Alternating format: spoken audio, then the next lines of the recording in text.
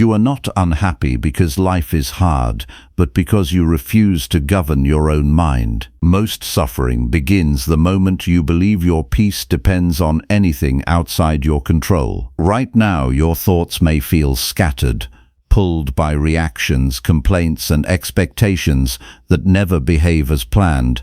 Yet nothing external is holding your mind hostage. The struggle is internal, shaped by judgments you repeat without question. Stoicism begins exactly here, in that quiet recognition that your inner world is your only true territory of command. If you are ready to stop living as a reaction and start living as a rational discipline, stay here and walk through this fully. Subscribe and join this space where thinking is sharpened, not comforted, and where every idea is tested against virtue, not emotion. Number 1. Accept only what lies within your control each day. Stop and look at your life without excuses. Not the life you present, not the life you explain, the real life, the one lived in private when no one is watching and no one is praising you. That life is shaped by your judgments. It is shaped by what you fear. It is shaped by what you chase. It is shaped by what you resist. And if you are honest, much of your pain does not come from the world itself, but from the way you keep handing your peace over to things that were never yours to command. This is where most people fail before the day has even begun. They wake up and immediately step outside the boundary of their own power. They reach for other people's approval. They worry about outcomes they cannot control. They replay old insults. They imagine future losses. They treat their mind like a public square and let every passing thought speak. Then they call this living. It is not living. It is being pulled by every noise and every appetite. It is surrender dressed as routine. The happy person is not the one whose life is easy. That person does not exist for long. Life breaks comfort with no warning. Bodies weaken, plans fail, people change, money shifts, health leaves, praise turns cold. What remains is the mind that knows how to govern itself. What remains is the person who has learned to place happiness where no accident can steal it. That place is inside the rule of reason and virtue. Not in the hand of chance, not in the voice of the crowd, not in the behavior of another human being. Inside your own judgment, inside your own choice, inside what you decide is worthy of you. Begin here each day. Ask one hard question before you touch your phone, before you speak, before you rush into the noise of the world. What is mine to govern today, and what is not? Say it plainly. Your judgments are yours. Your choices are yours. Your desire to do right is yours. Your patience is yours. Your refusal to lie to yourself is yours. But the opinions of others are not yours. The weather is not yours. The traffic is not yours. The mood of a stranger is not yours. The timing of reward is not yours. The body you were given is not wholly yours to command. The bodies of other people are not yours at all. Once you see this clearly, much of your suffering begins to lose its authority. Most misery begins in confusion. You think you are upset because life is harsh. Often you are upset because you keep demanding that life obey you. It will not. Nature does not kneel. People do not remain fixed. Events do not wait for your comfort. If you build your peace on the requirement that life must always go your way, then you have built your house on sand and called it a palace. A wise person does not try to command the sea. A wise person learns how to steer. So the first habit is not complicated. Each morning and each time the day turns difficult, divide things into two groups. In one group, place what belongs to your power. In the other place, everything else. Then refuse to waste your breath on the second group. This is not passivity. This is strength. This is not giving up. This is choosing the proper battlefield. The undisciplined mind fights with shadows and loses its strength before any real work begins. The trained mind knows where to stand. When something disturbs you today, pause before you name it a disaster. Ask whether the event itself is harmful or whether your judgment made it so. A delayed message is not an injury. A rude tone is not a wound. A lost opportunity is not proof that your life is ruined. These things become chains only when you attach your good to them. Remove that attachment. Return the event to nature. Return your mind to duty. A person who can do this is not weak. That person is unbreakable in the only sense that matters. Do not wait for calm conditions to practice this. Practice it in the middle of pressure. When someone disrespects you, you do not control their mouth. You do control whether you let their words rule your spirit. When work becomes uncertain, you do not control every result. You do control whether you act with care, honesty, and steadiness. When plans collapse, you do not control the collapse. You do control your next action. That next action is where your freedom lives. Freedom is not doing whatever you feel like. That is slavery to impulse. Freedom is ruling yourself. Freedom is refusing to let fear choose for you. Freedom is refusing to let desire drag you through every temptation like a rope around the neck. Freedom is knowing that the only thing no one can take from you is your power to respond with reason. If you lose that power, you have lost everything that makes a human being noble. So watch your first reaction. Do not trust it. The first reaction is often raw, childish, and hungry for comfort. It wants blame. It wants escape. It wants someone else to carry the weight of your discomfort. Do not obey it. Step back. Wait.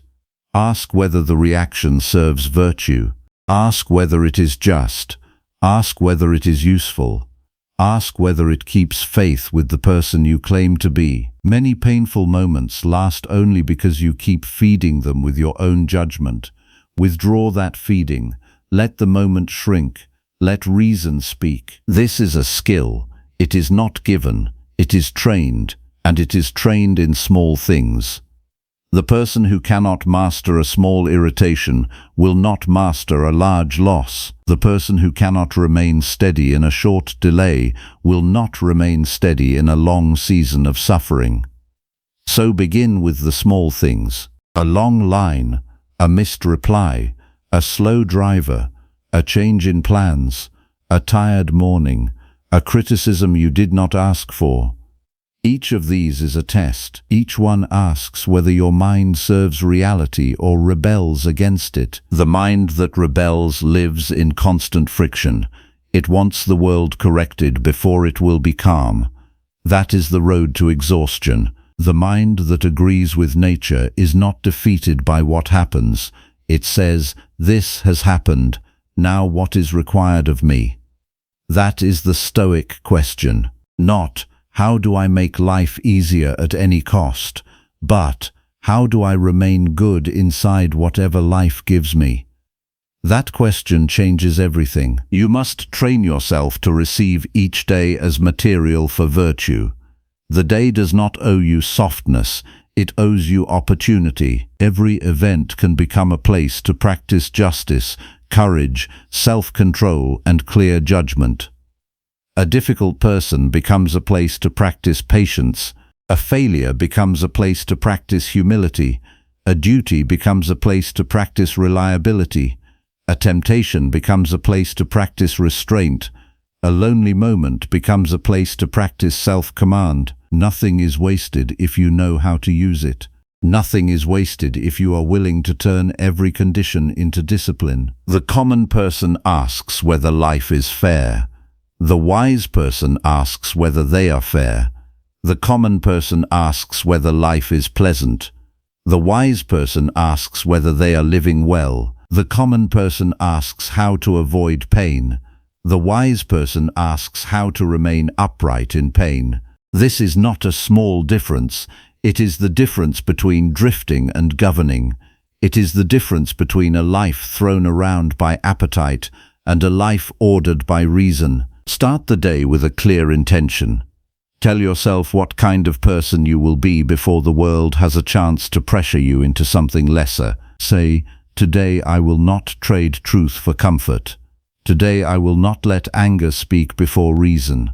Today I will not make my peace depend on praise. Today I will do my work fully and without complaint. Today I will accept what I cannot change and correct what I can. Such words are not decoration, they are a command to the soul. They remind you that you are not here to be pleased at every moment. You are here to live well. Living well means choosing virtue over comfort. Comfort asks, what feels easiest? Virtue asks, what is right? Comfort asks, how can I avoid discomfort? Virtue asks, how can I remain honorable? Comfort asks, how can I preserve the image of myself? Virtue asks, how can I become worthy of the human mind I was given? These are not the same road, they lead in opposite directions. If you follow comfort long enough, you will become fragile. If you follow virtue, you will become free. This is why the happiest people are often those who ask little from the world and much from themselves. They do not need life to be perfect to act well. They do not need every person to be kind to remain kind. They do not need approval to remain upright. Their standard is internal. Their measure is moral. Their joy comes from doing what is fitting, not from collecting reward. That kind of happiness cannot be bought and cannot be stolen. Think of your daily decisions. The private ones matter most. What you watch, what you say when no one can challenge you, what you eat when no one is forcing you, whether you finish what you begin, whether you tell the truth when a lie would save face, whether you keep your temper when you could release it on someone weaker, whether you keep your word when breaking it would be easier. These are not small matters. These are the shape of your character. Your life is built from them. You do not become strong in one grand moment. You become strong by repeated acts of self-government. Each time you refuse an impulsive reaction, you strengthen the ruler inside you. Each time you choose duty over ease, you strengthen that ruler. Each time you accept what cannot be changed without complaint, you strengthen that ruler. And each time you give in to appetite or resentment, you weaken it. This is not abstract philosophy. This is daily construction. You are either building yourself or eroding yourself. There is no neutral ground. There is another habit that must be practiced with care. Do not become obsessed with what others are doing. Their errors are not your task unless they affect your duty. Their praise is not your reward. Their insult is not your sentence. Their confusion is not your burden to carry. You may guide, help, and correct when it is right, but you must not let your inner state become a servant to their behavior. A person who makes others the center of their emotional life is forever unstable. You can never hold them still. You can only hold yourself still. This is where so many people waste their lives. They wait for people to act as they should before they will act as they should. They wait for respect before they give respect. They wait for kindness before they show kindness. They wait for fairness before they behave fairly. They wait for motivation before they begin. They wait for courage before they move. But the soul becomes brave by acting bravely. It becomes just by acting justly. It becomes disciplined by discipline, not by waiting. The work comes first. The feeling follows after, if it comes at all. A day lived according to Stoic discipline often looks ordinary from the outside. That is the point. The work is not to impress the world, but to form the self. You rise. You choose your thoughts carefully. You do your tasks. You do not complain about the weight of them. You do not make a show of your effort. You stay honest. You stay patient. You stay useful. You stay ready to be corrected. You stay ready to release what slips away. You stay faithful to your principles when it would be easier to abandon them. This is not a dramatic life. It is a strong life. And when hardship comes, do not call it injustice before you have examined it. Much of what hurts you is not evil. It is unpleasant. It is inconvenient. It is demanding. It is disappointing. But unpleasantness is not the same as moral harm. Demands are not insults. Disappointment is not destruction. Life will ask more of you than you wish. That is certain. The question is whether you will answer as a slave to comfort or as a person made for reason. Hardship is not only something to survive, it is material for training. Friction reveals what remains weak. Delay reveals impatience. Loss reveals attachment. Criticism reveals pride. Repetition reveals laziness. Uncertainty reveals dependence. These things are not pleasant, but they are useful if you are willing to learn. Nothing shows you yourself more clearly than resistance. So when resistance appears, do not only ask how to escape it, ask what it is revealing, then use the lesson. You can begin this practice today in a simple way. Choose one small discomfort on purpose. Do something without reaching for ease immediately. Walk without music for a while. Sit with silence. Take the colder water. Leave the easy complaint unsaid. Finish the task before you reward yourself. Delay one impulse. Refuse one excess. These are not games. They are exercises in command. They remind the body that it is not king. They remind the mind that it does not own the house. You do not need to suffer for the sake of suffering. You need to prove to yourself that comfort is not your master. Another practice is to examine your judgments in the evening. Do this honestly, not as a performance. Ask where you were ruled by fear. Ask where you spoke too quickly. Ask where you complained instead of accepted. Ask where you let another person's behavior disturb your character. Ask where you could have been more just, more patient, more restrained, more useful. Do not excuse yourself too easily. Do not attack yourself without purpose either. Just see clearly. The clear eye is the beginning of improvement. Self-examination is not self-hatred, it is self-government. A person who never reviews the day walks into the next day carrying the same errors as if they were hidden wealth. They are not wealth, they are weight. The unexamined day repeats itself. The examined day teaches. So at night, before sleep, stand before yourself and give an account. What did I do well? What did I do poorly?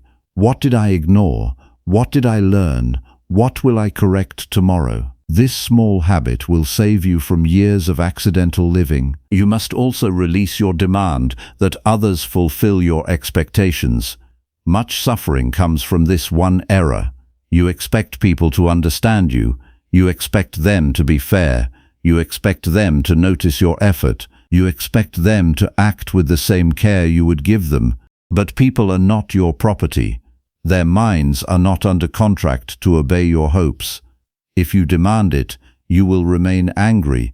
If you let go of it, you will become free to act rightly without resentment. This does not mean becoming cold.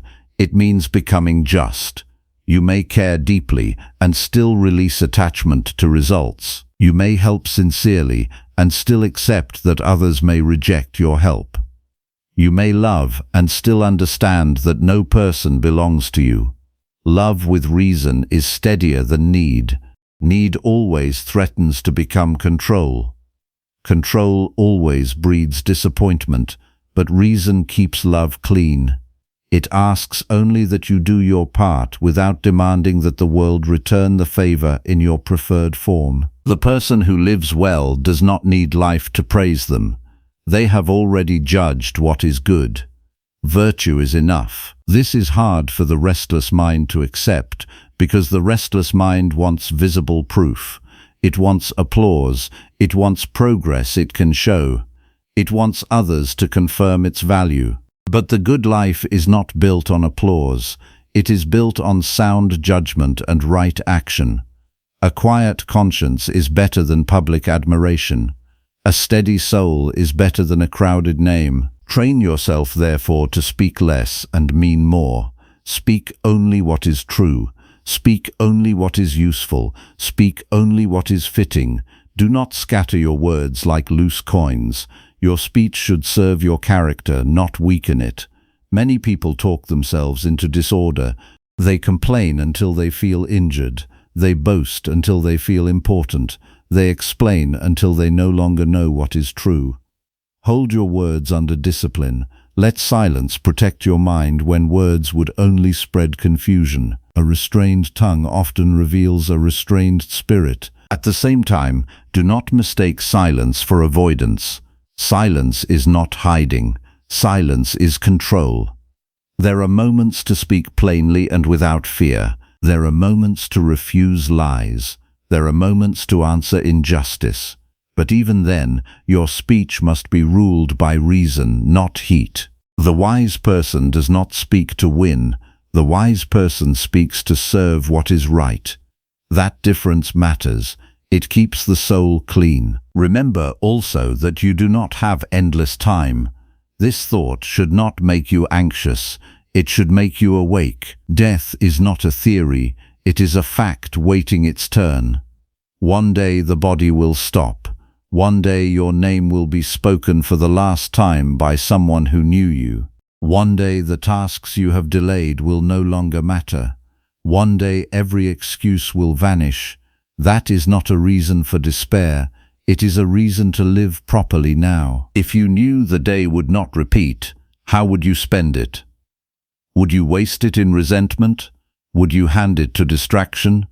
Would you let your mind be pulled apart by trivial things, or would you use it to become more just, more disciplined, more calm, more honest, more useful? The answer should be obvious, yet people behave as though time were endless. They postpone their best self to tomorrow. Tomorrow is a thief's hiding place. It is where good intentions go when they are not enforced by action. So return to the present. The present is the only place where virtue can live. The past is gone. The future is not here. Worrying about either does not improve them. It only weakens the present moment in which you could act well. Attend to this hour. Attend to this task. Attend to this person before you. Attend to the duty in your hand. The mind that is fully present does not wander as much. It does not panic as much. It does not suffer as much from imagined things. It becomes cleaner, stronger, more trustworthy. Gratitude belongs here too, but not the shallow kind that praises life only when it is pleasant.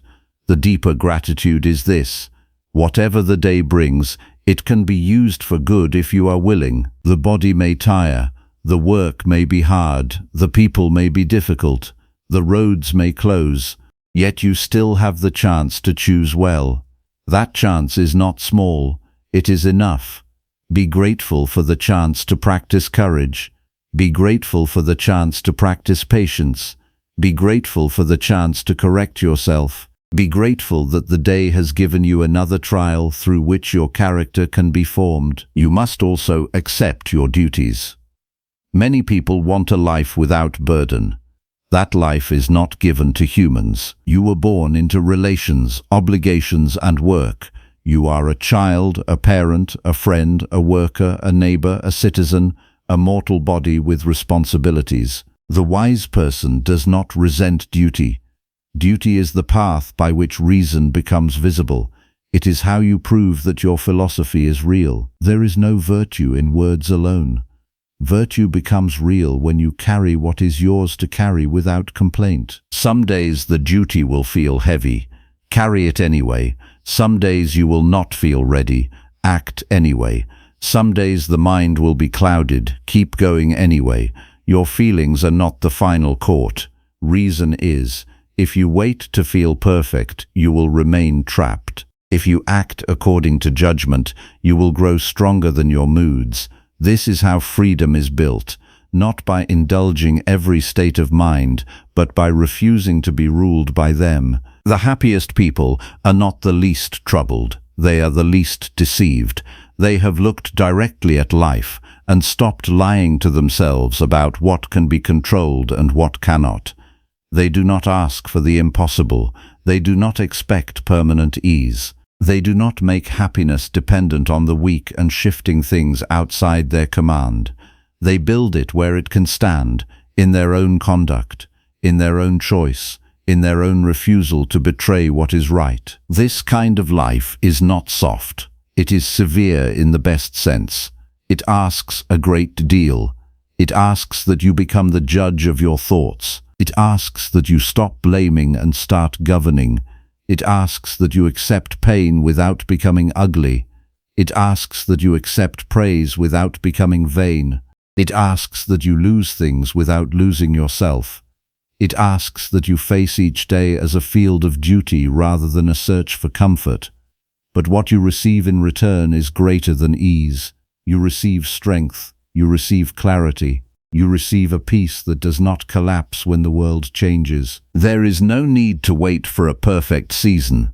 Begin with the next choice, the next reaction, the next sentence you speak, the next temptation you refuse, the next duty you complete without resentment, the next moment you choose to accept what is not yours to alter, the next time you sit down and examine yourself without excuses. These are not small acts. They are the building stones of an entire life. And when your mind tells you that this is too much, answer it with truth. What is too much is living without command over yourself. What is too much is being dragged by fear all your life. What is too much is arriving at old age with a rich memory of excuses and a poor record of character. The work of self-government is demanding, yes, but disorder is more costly. A disciplined life requires effort. A chaotic life requires surrender. Choose which price you will pay. Now bring it all together. Each morning, separate what is yours from what is not. Each day, guard your first judgment. Each day, choose virtue over comfort. Each day, examine yourself before you examine others. Each day, use hardship as training. Each day, release your demand that people act according to your plans. Each day, speak with restraint and truth. Each day, remember death and so value the present. Each day, meet your duties with gratitude and steadiness. Each day, govern yourself as if your soul depends on it, because it does. The soul does depend on it. Not in some distant, poetic sense, in the most immediate sense possible. Every careless thought weakens you. Every honest thought strengthens you. Every indulgence in resentment makes you smaller. Every act of patience makes you larger. Every surrender to comfort narrows you. Every act of self-rule frees you. This is why the small habits matter. They are not small at all. They are the daily vote your life casts for the kind of person you will become. Do not leave this moment unchanged. Do not treat these words as entertainment and then return to the same habits that keep you restless. Sit with the truth. The world will keep being the world. People will keep being imperfect. Events will keep arriving without asking permission. Your peace cannot depend on any of that. It must depend on your judgment, your discipline, your acceptance, your duty, and your choice to remain faithful to reason no matter what comes. That is where happiness begins, not in getting everything you want, not in avoiding every wound, not in being admired, not in controlling others. It begins when you stop asking life to serve your weakness and start serving the best part of yourself. From that day forward, the world may still be difficult, but it will no longer own you. You will know what belongs to you. You will know what to release. You will know how to act. And once you know that, you can walk through any day with a steadier heart than the crowd could ever understand. Number 2. Guard your thoughts before they become your character always. Your life is not first shaped by what happens to you. It is shaped by what you silently agree to believe about what happens. Long before your hands act or your voice speaks, your mind has already made a decision. It has judged, it has approved, it has rejected. Every habit you now carry was once a thought that entered unnoticed and remained unchallenged. Every lasting quality of your character began as something you allowed to stay within your mind. This is why the happiest person does not merely watch their actions, They stand guard over their thoughts before those thoughts gain authority. Most people believe they think freely. They do not. They simply repeat familiar judgments until those judgments become invisible. They call themselves impatient because they have repeated impatient thoughts. They call themselves anxious because they have practiced anxious judgments. They call themselves angry because they have welcomed angry interpretations of ordinary events. Then they say this is just who they are. But character is not formed by fate. It is formed by repeated agreement. What you repeatedly approve within yourself slowly becomes the person you present to the world. The first task each morning is not to conquer the world outside your door. It is to examine the world within your own mind. Before the day begins, ask yourself, what kind of thinking deserves your loyalty? Will you welcome resentment because yesterday disappointed you? Will you entertain fear because tomorrow cannot be seen? Will you invite envy because another person has received something you wanted? Or will you decide that your thoughts must first answer to reason before they are allowed to remain? Do not imagine that every thought deserves respect simply because it appears inside your mind. Thoughts arrive without invitation.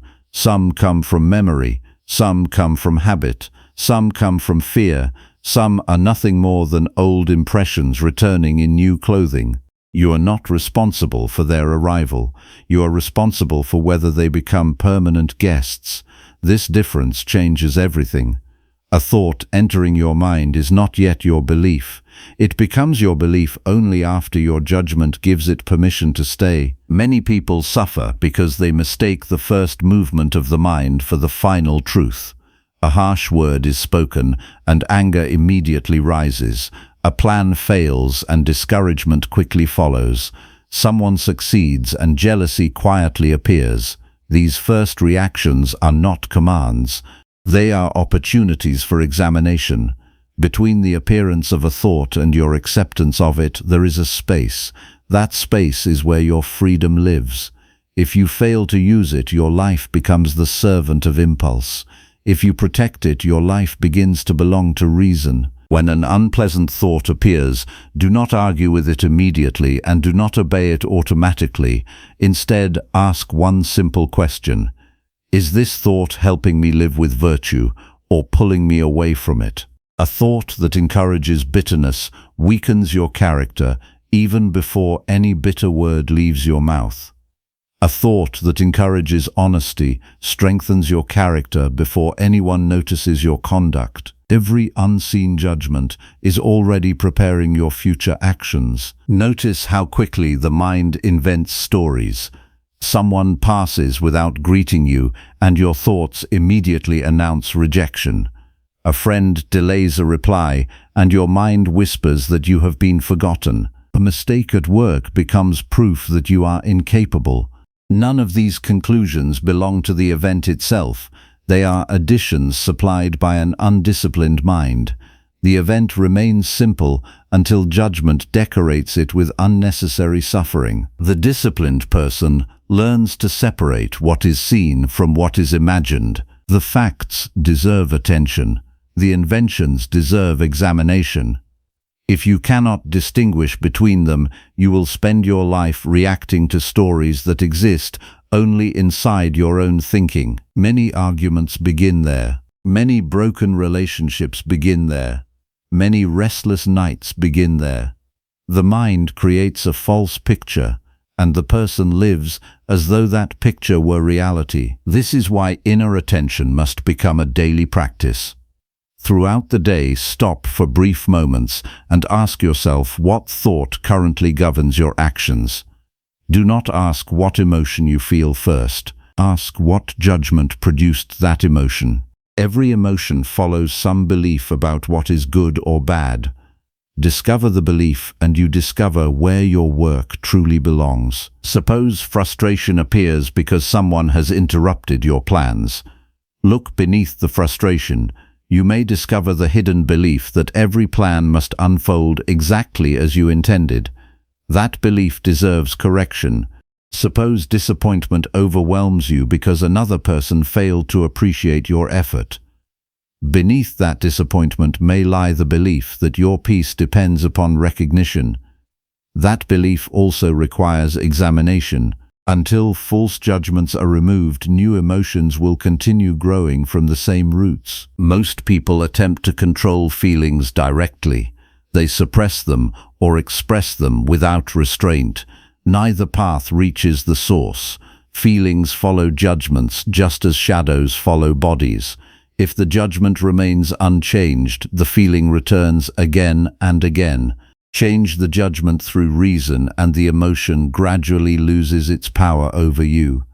This work demands patience because habits formed over many years do not disappear after one morning of effort, yet every honest examination weakens their hold. Be careful not to admire thoughts simply because they are familiar.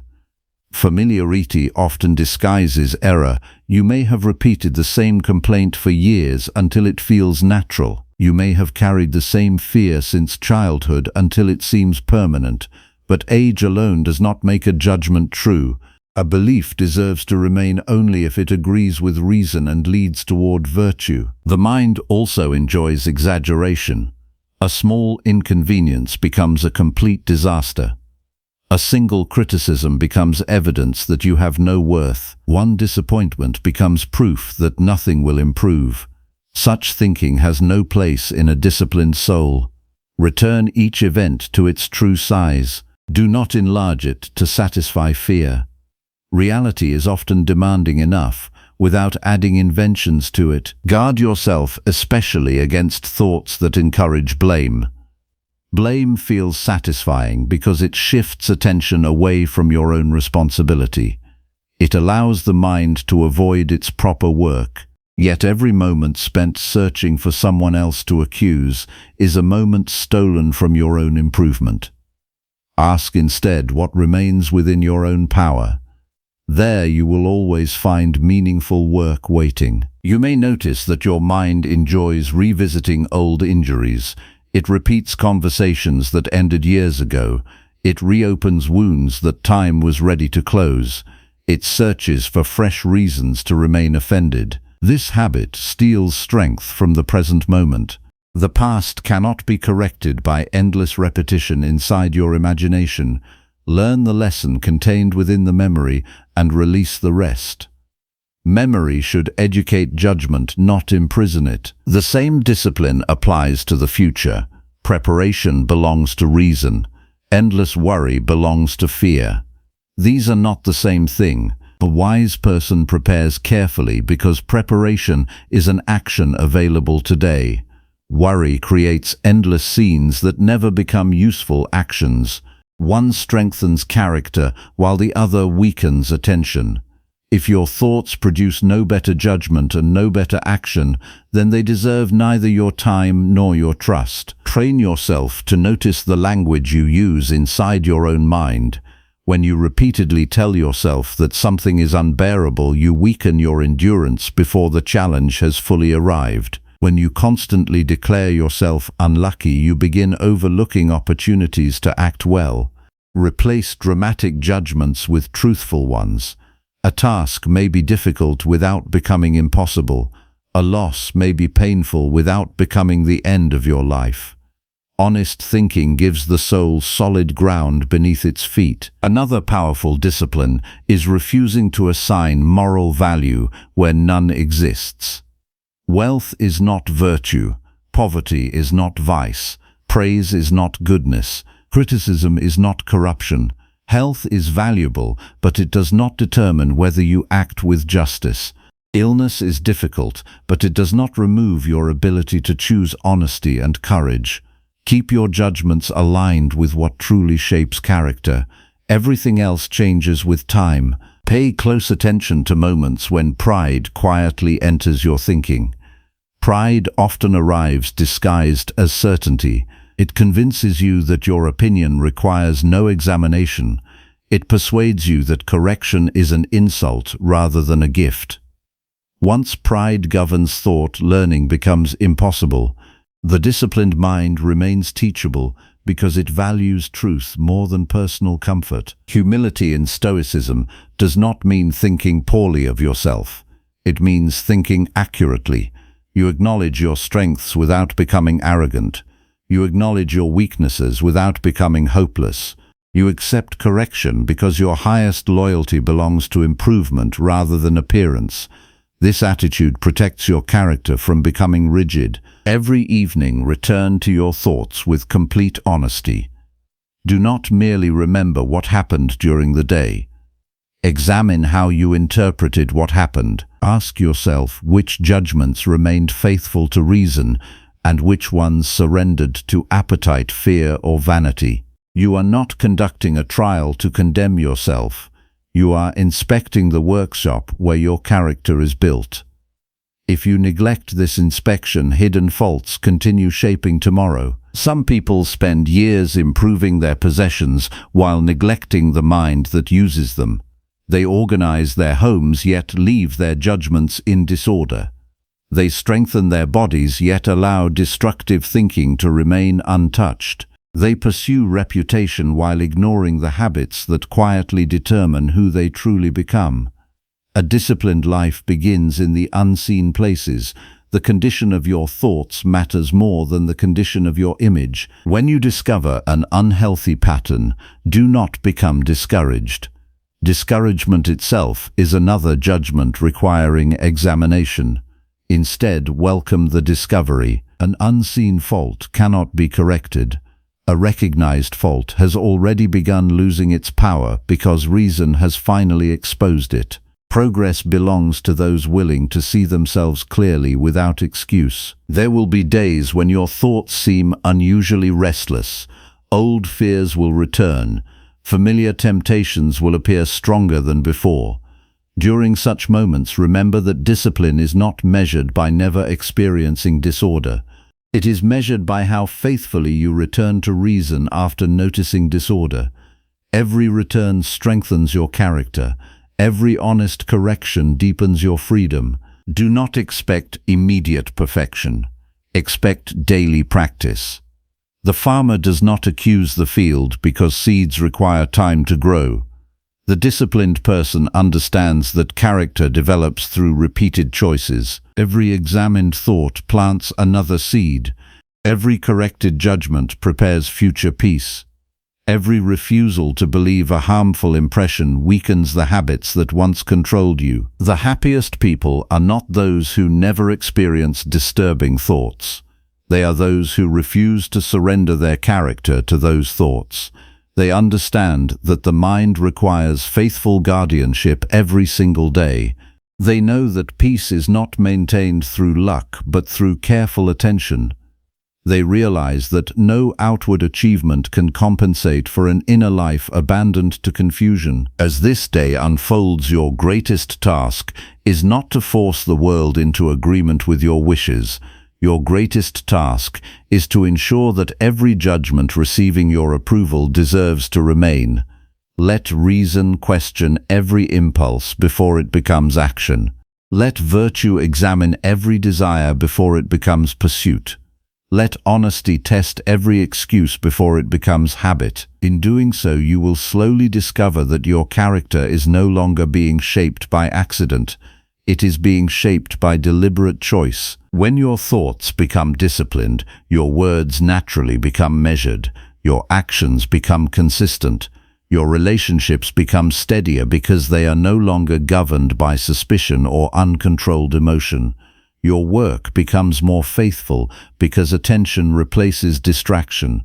Your days become calmer not because life has become easier, but because your judgments have become wiser. Guard your thoughts with quiet determination because they are the hidden architects of every future decision. What you repeatedly permit today will become the character you carry tomorrow. Therefore, examine carefully, accept slowly, reject firmly what opposes reason. Return again and again to the disciplined mind. In that steady practice, you will discover a freedom that no changing circumstance can ever take away. Number 3. Choose virtue above comfort in every daily decision always. Look carefully at the choices you made today before you call yourself a good person. Do not begin with the large decisions that rarely appear. Begin with the ordinary moments that passed almost unnoticed. Notice how often comfort quietly directed your hand before reason had the chance to speak. Notice how often you selected what felt pleasant instead of what was right.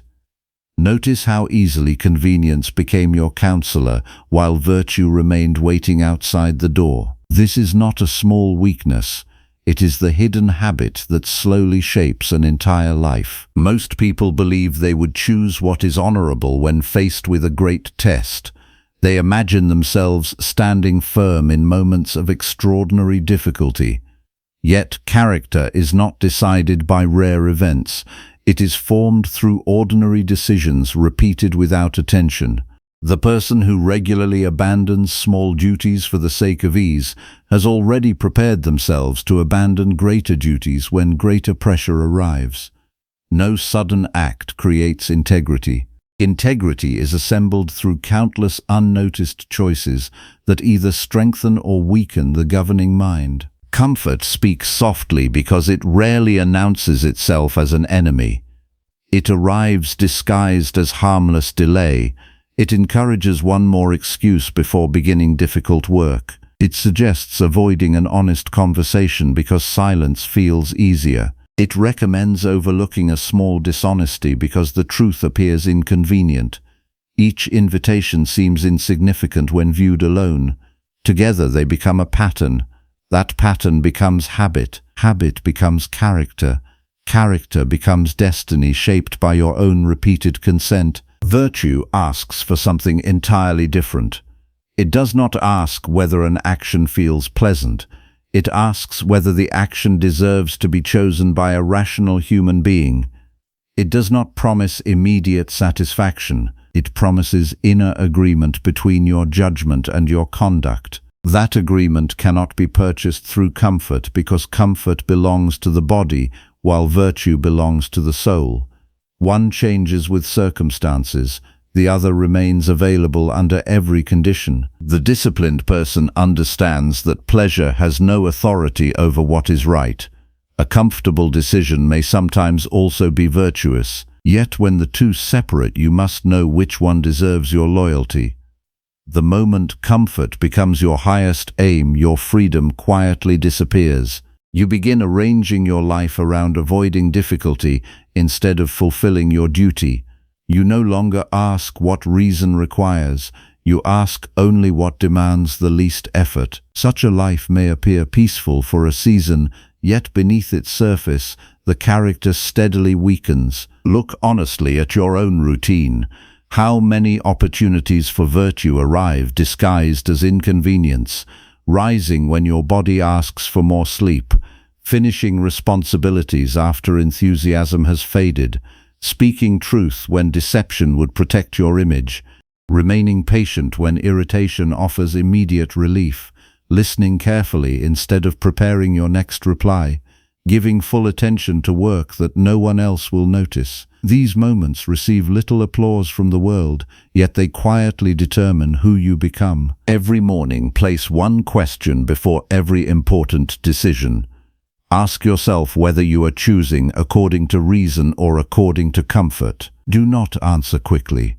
The mind often rushes because it fears careful examination. Pause long enough for honesty to replace impulse. If your decision exists mainly to escape temporary discomfort, then examine it more deeply. Many harmful choices wear the appearance of relief during the first moments.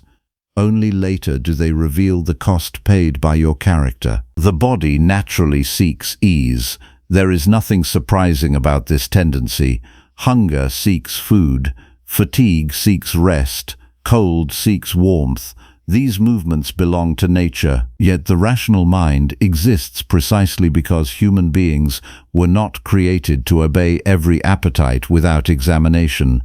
You possess the ability to ask whether every desire deserves satisfaction. This power distinguishes disciplined living from instinctive living. Ignore this gift, and you surrender the highest part of yourself to the lowest. There will be many occasions when virtue feels demanding. It asks you to remain honest even after dishonesty appears profitable. It asks you to remain fair when unfairness seems rewarding. It asks you to fulfill promises after convenience invites withdrawal. It asks you to forgive resentment before resentment hardens into identity. These moments reveal whether your principles are truly governing your life or merely decorating your conversations. The undisciplined mind constantly negotiates with duty. It searches for exceptions. It invents special circumstances. It delays necessary action until conditions become more pleasant. Yet every delay strengthens hesitation. Every excuse makes future excuses easier. Before long, the person no longer recognizes how thoroughly comfort has become their master. They imagine themselves free while obeying every passing preference. Freedom is discovered through another path entirely. Freedom grows each time you choose what is right, despite personal inconvenience. Every such decision loosens the grip of appetite upon your judgment. You begin proving to yourself that your conduct belongs to reason rather than feeling. This confidence cannot be borrowed from another person. It must be earned through repeated obedience to virtue. When faced with an unpleasant responsibility, do not immediately ask how to avoid it. Ask whether it belongs to your role. If it does, then perform it with steady attention instead of resentment. Complaining does not reduce difficulty. It merely adds another burden to the task already before you. A willing mind carries obligations more lightly because it no longer wastes strength resisting what duty has already required. Many people misunderstand discipline because they imagine it as constant severity. True discipline is not hostility toward yourself. It is loyalty to your highest nature. You refuse certain pleasures, not because pleasure itself is evil, but because no passing satisfaction deserves greater authority than virtue. You willingly accept temporary discomfort because lasting character cannot be purchased through indulgence. There is a powerful exercise you can begin today. Before accepting any attractive opportunity, ask yourself what quality of character this decision will strengthen. If the answer is honesty, then proceed. If the answer is courage, then continue. If the answer is justice, then remain faithful. But if the answer is merely temporary comfort, examine the matter again. A wise person does not reject ease automatically. A wise person simply refuses to sacrifice virtue for it. You will discover that many fears lose their influence once virtue becomes your highest concern. Fear often survives because comfort remains your greatest treasure. You fear criticism because approval feels comfortable. You fear failure because success feels comfortable. You fear rejection because acceptance feels comfortable. When virtue becomes your true possession, these fears begin losing their authority. You no longer measure life by pleasant outcomes. You measure it by honorable conduct. Relationships also reveal whether comfort or virtue governs your decisions. It is easier to flatter than to speak necessary truth with kindness. It is easier to avoid difficult conversations than to resolve them honestly. It is easier to protect pride than to admit fault. Yet every relationship built upon convenience slowly weakens because truth has been neglected. A relationship strengthened by justice, patience, and honesty may require greater effort, yet it rests upon foundations that endure. Pay attention to the excuses your mind produces when duty becomes difficult. It may tell you that one compromise changes nothing. It may suggest that everyone behaves this way. It may insist that circumstances forced your decision. Such thoughts seek only to protect comfort from examination.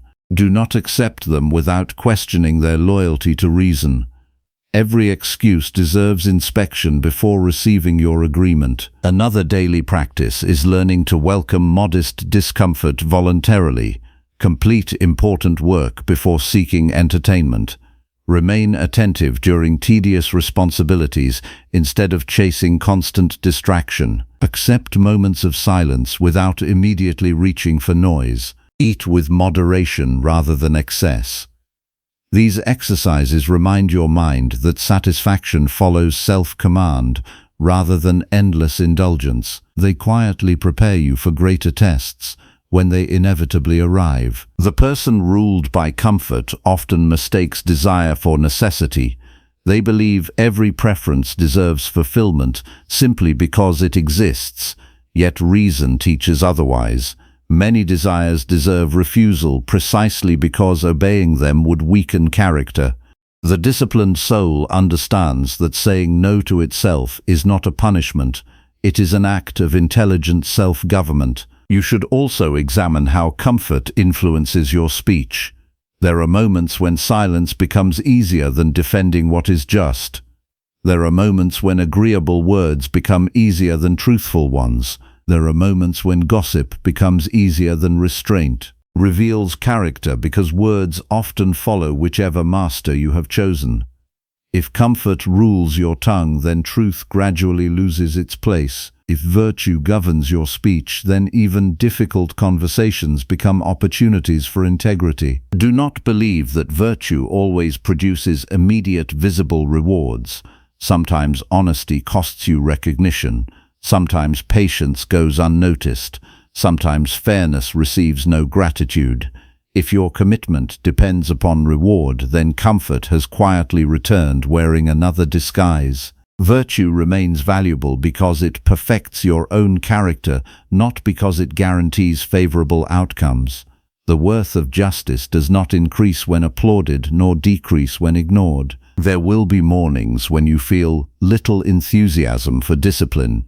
Accept this without complaint.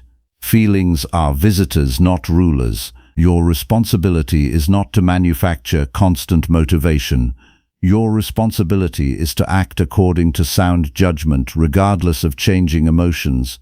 In this way, your life becomes stable because it rests upon reason instead of fluctuating moods. Each evening, ask yourself where comfort quietly influenced your decisions. Did you postpone an important task because ease seemed sweeter than responsibility? Did you avoid correcting an error because embarrassment felt unpleasant? Did you allow impatience to replace understanding because waiting required effort? Observe these moments carefully without inventing excuses. Honest recognition is the beginning of correction. Do not measure progress by perfection. Measure it by increasing loyalty to virtue. If yesterday comfort ruled 10 decisions and today it ruled only 8, then reason has already gained ground. Continue strengthening that victory through steady practice. Character changes gradually because habits surrender slowly, yet they do surrender when reason remains patient and consistent. There is profound peace in no longer negotiating with what is right. Once virtue becomes your highest standard, many unnecessary inner conflicts disappear. Decisions become clearer because you no longer ask what offers the greatest comfort.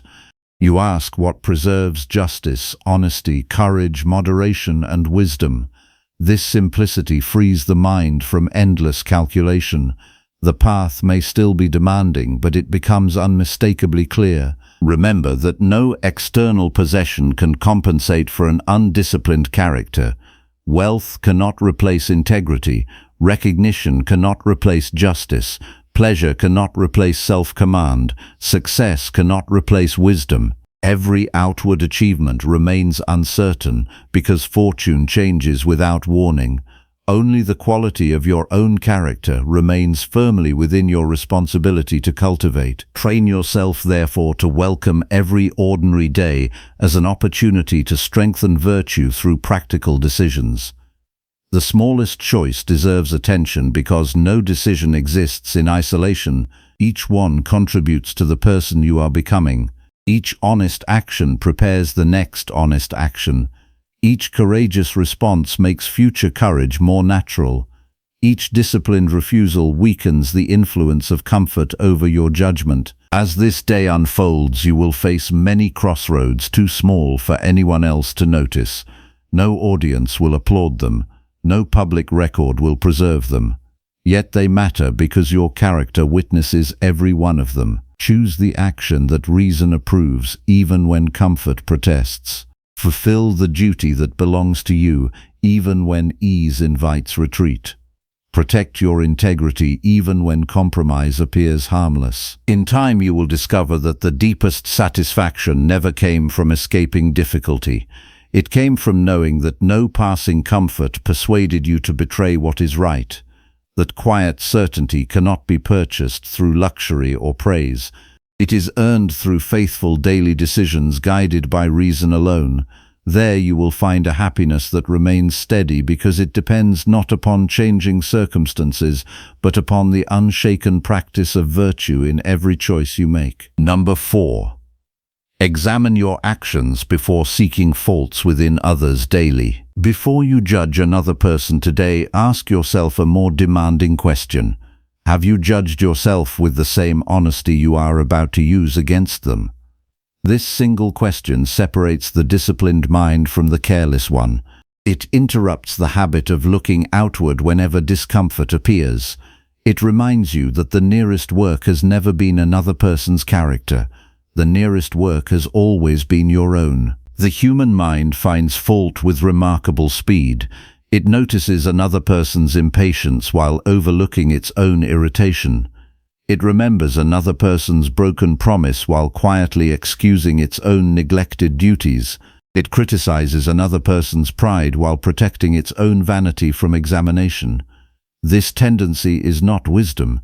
It is a habit that shields the soul from necessary correction. Every moment spent searching for flaws outside yourself is a moment withheld from your own improvement. The happiest person is not someone surrounded by perfect people.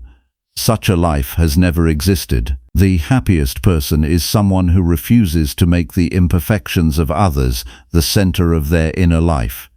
They understand that another person's conduct belongs to that person's judgment. Their own conduct belongs to theirs. This distinction protects the mind from becoming occupied with responsibilities it does not possess. Many relationships become difficult not because of great offenses, but because attention has been placed in the wrong direction. Instead of asking how they might become more patient, people ask why others remain so difficult. Instead of asking whether they spoke with fairness, they examine every careless word spoken by someone else. Instead of correcting their own reactions, they collect evidence against another person's shortcomings. This habit creates endless dissatisfaction because it places peace in territory that cannot be governed. Consider how quickly resentment grows when self-examination disappears. Someone disappoints you and your thoughts immediately become occupied with their failure. You revisit their mistake repeatedly. You strengthen your complaint each time you remember it. Yet during this entire process you never ask how your own judgment has responded. You never ask whether your anger remains proportionate. You never ask whether your reaction reflects justice or wounded pride. The external event remains unchanged while your own character quietly suffers neglect. The disciplined person refuses to allow this pattern. They understand that every encounter with another human being presents two separate opportunities. One opportunity concerns the conduct of the other person. The second concerns the quality of their own response. The first often remains beyond their authority. The second never leaves their responsibility. Wisdom directs attention toward the place where meaningful action remains possible. Begin each morning with a simple commitment. Tell yourself that today you will observe your own conduct more carefully than the behavior of anyone else. This does not mean ignoring injustice or pretending that harmful actions do not exist. It means recognizing that your first duty is always the condition of your own character. You cannot become just by carefully measuring another person's failures. You become just by faithfully correcting your own. Throughout the day you will encounter people who act without reflection. Some will speak carelessly, some will behave impatiently, some will pursue selfish aims without concern for fairness. If you immediately imitate their disorder through anger or contempt, then their weakness has already entered your own character. Another person's lack of discipline never grants permission for you to abandon your own. There is a valuable exercise you should practice whenever conflict arises. Before forming a conclusion about another person's motives, ask yourself whether you possess complete knowledge of their circumstances. Most often you do not. You see only outward behavior while remaining ignorant of inward struggles. You know nothing of burdens carried silently. You know nothing of fears concealed beneath ordinary actions. Reason, therefore, advises restraint before judgment. A disciplined mind refuses to invent certainty where knowledge does not exist. Pay close attention to how easily the mind creates comparisons. You measure another person's patience against your own. You compare another person's mistakes with your intentions rather than your actions. This comparison flatters the ego because it places you in the most favorable position. Yet character cannot be strengthened through flattering comparisons.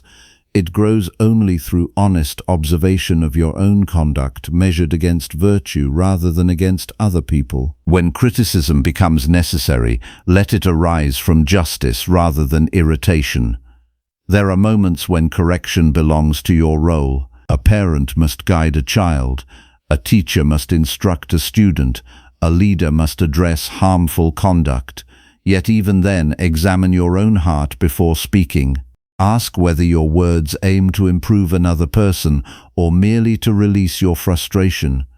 The difference determines whether your speech serves virtue or appetite. One of the greatest obstacles to self-improvement is the pleasure of feeling morally superior. The mind enjoys believing that another person's visible faults somehow reduce the seriousness of its own hidden weaknesses. This illusion prevents growth because it exchanges self-correction for self-satisfaction. The disciplined person rejects this temptation completely. They understand that another person's failure never excuses their own neglect. Notice how conversations often drift toward discussing absent people. Faults are listed. Motives are guessed. Character is evaluated without evidence. Such conversations appear harmless because they concern someone else, yet they quietly shape your own soul. Every unnecessary judgment strengthens the habit of looking outward. Every moment spent discussing another person's imperfections is time unavailable for examining your own. Train yourself to interrupt this habit. When you notice your attention becoming absorbed by another person's shortcomings, return immediately to your own responsibilities. Ask yourself what duty remains unfinished within your own life. Ask whether your speech reflects honesty. Ask whether your work deserves greater care. Ask whether your thoughts remain governed by reason. These questions always produce more useful answers than endless speculation about someone else's character. There will be occasions when you are treated unfairly. Do not imagine that Stoic discipline requires denying reality. Injustice exists, carelessness exists, betrayal exists. The question is never whether these things occur. The question is what kind of person you will become because they occurred. Will another person's wrongdoing persuade you to abandon fairness? Will another person's dishonesty persuade you to surrender honesty? Will another person's anger persuade you to lose self-command? Their actions belong to them. Your response belongs entirely to you. The mind often believes that identifying another person's fault accomplishes something meaningful. Yet recognition without self-examination changes nothing within you. You may accurately describe another person's impatience while remaining impatient yourself. You may correctly observe another person's greed while allowing your own desires to remain unchecked. Knowledge about others without discipline toward yourself becomes empty observation rather than wisdom. A powerful evening practice is to review the day without mentioning anyone else's failures. Spend a few quiet moments asking only about your own conduct. Where did you act with greater patience than yesterday? Where did pride quietly influence your decisions? Where did fear prevent honest action? Where did you speak unnecessarily? Where did you neglect an opportunity to show justice or moderation? Such questions transform ordinary experience into lasting instruction. This practice requires courage because the ego naturally resists honest examination. It prefers comfortable explanations over uncomfortable truths. It would rather defend itself than improve itself. Yet no lasting freedom belongs to the person who cannot look directly at their own weaknesses. Self-knowledge may wound pride for a moment, but it heals character for a lifetime. Be especially careful when success begins to increase. Achievement often creates the illusion that further examination is unnecessary. You begin believing your own judgments deserve automatic trust. Correction feels offensive rather than helpful. Slowly, humility disappears while self-certainty expands. This condition is dangerous because unnoticed faults become permanent habits. Continue examining yourself even when life appears favorable. Prosperity tests character as surely as hardship. When someone corrects you, resist the immediate desire to defend yourself. Listen first. Their words may contain exaggeration. They may misunderstand your intentions. Yet even imperfect criticism sometimes reveals genuine weaknesses. Receive it with calm attention. Separate what is useful from what is mistaken. Gratitude for correction strengthens the soul because it places truth above pride. Do not confuse self-examination with self-condemnation. These are entirely different practices. One seeks clarity while the other seeks punishment. Stoic discipline never asks you to despise yourself. It asks you to know yourself accurately. Once a fault has been recognized, reason immediately asks what action will correct it. Dwelling endlessly upon guilt without improvement serves no purpose. The goal is always better conduct, not endless regret. Another valuable habit is observing your reactions immediately after disagreement. Did you continue replaying the conversation long after it ended? Did you secretly rehearse arguments proving your own superiority? Did you search for others who would confirm your version of events? These responses often reveal attachment to reputation rather than commitment to truth. Release the desire to appear flawless. The pursuit of virtue matters more than the defense of your image. The disciplined mind also avoids assigning permanent labels to people. One mistake does not define an entire life. One moment of weakness does not reveal the full measure of another person's character. Just as you hope to be judged by your ongoing efforts rather than isolated failures, extend the same fairness to others. Justice requires consistency. You cannot demand generous understanding for yourself while denying it to everyone else. Remember that every human being struggles with unseen battles against ignorance, appetite, fear, and habit. Recognizing this does not excuse harmful conduct, but it encourages compassion instead of arrogance. Compassion guided by reason allows firmness without hatred. It allows correction without cruelty. It protects your own character from becoming hardened by resentment. Each encounter with another person becomes an opportunity to practice virtue within yourself. Difficult people allow you to strengthen patience. Unreasonable people allow you to strengthen self-command. Ungrateful people allow you to strengthen generosity without expectation. Every challenge presented by another person's conduct can become material for your own improvement if reason remains in command. As the day draws toward its end, do not ask how many faults you discovered in other people. Ask how faithfully you governed yourself. Ask whether your judgments remained fair. Ask whether your words served truth. Ask whether your actions reflected moderation, courage, justice, and wisdom. These questions produce quiet progress because they direct attention toward the only character you are capable of shaping completely. The greatest victory does not come from proving another person wrong. It comes from preventing another person's weakness from becoming your own. If anger meets patience, then patience has already won. If dishonesty meets integrity, then integrity remains untouched. If pride meets humility, then reason has preserved your freedom.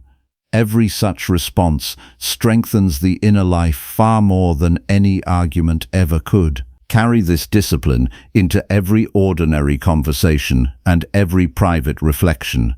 Refuse the easy satisfaction of constant criticism. Replace it with careful observation of your own conduct. Correct yourself before attempting to correct the world. Govern your judgments before evaluating another person's motives. Build your own character before measuring someone else's progress. The soul becomes lighter when it no longer carries the unnecessary burden of judging every person it meets. Your attention returns to the work that truly belongs to you. Your mind grows quieter because it no longer depends upon changing other people before finding peace. Your relationships become steadier because they rest upon understanding rather than constant accusation. Most importantly, your character begins advancing each day because your energy is invested where reason has always directed it toward the faithful examination and improvement of yourself. Number 5. Welcome hardship as training for stronger reason and character. When hardship enters your life, your first impulse is often to ask why it has chosen you. That question keeps your attention fixed upon resistance instead of understanding. Ask a different question. Ask what this difficulty is demanding from your character. The moment you change the question, you begin changing yourself. The event may remain exactly as it is, yet your relationship with it becomes governed by reason rather than complaint. Most people measure the quality of a day by the amount of comfort it contains. If everything unfolds according to preference, they call the day successful. If obstacles appear, they call it ruined. This habit places happiness under the authority of circumstances that have never belonged to them. The disciplined mind follows another measure entirely. It asks whether virtue remained present regardless of changing conditions. If patience survived frustration, then the day was not wasted. If honesty remained firm under pressure, then something valuable was strengthened. If courage appeared where fear expected surrender, then progress was made even in discomfort. Hardship reveals what ease conceals. Calm seasons allow hidden weaknesses to remain unnoticed. Difficult seasons expose them without mercy. Irritation reveals impatience that comfort had hidden. Delay reveals attachment to immediate satisfaction. Loss reveals dependence upon possessions that seemed harmless while they remained secure. Criticism reveals how tightly pride has attached itself to reputation. None of these discoveries should discourage you. They are invitations to begin the work that could never have started while the weakness remained invisible. Do not accuse hardship of creating your flaws. It merely uncovers what was already present. A storm does not weaken a foundation that was strong before it arrived. It reveals where strength was lacking. In the same way, challenges uncover the condition of your inner life. If anger quickly overcomes reason, then anger was already waiting beneath the surface. If fear immediately governs your choices, then fear had already claimed more authority than wisdom. The difficulty did not place these things inside you. It simply removed the illusion that they were absent. Begin each morning by accepting that the day may refuse your preferences. Plans may change without warning. People may disappoint you. Effort may not receive recognition. The body may become tired. Unexpected burdens may arrive. None of these possibilities deserve surprise because none of them violate the nature of human life. By preparing your judgment before events unfold, you reduce the power of sudden frustration. You meet reality with readiness instead of resistance. Preparation is not pessimism, it is clarity. The disciplined person does not expect life to obey personal wishes. They expect opportunities to practice virtue under changing conditions. This expectation protects the mind from unnecessary shock. When difficulty arrives, it is received as something anticipated rather than something impossible. Calm remains available because reason had already prepared a place for uncertainty. One of the greatest mistakes is believing that hardship delays your development.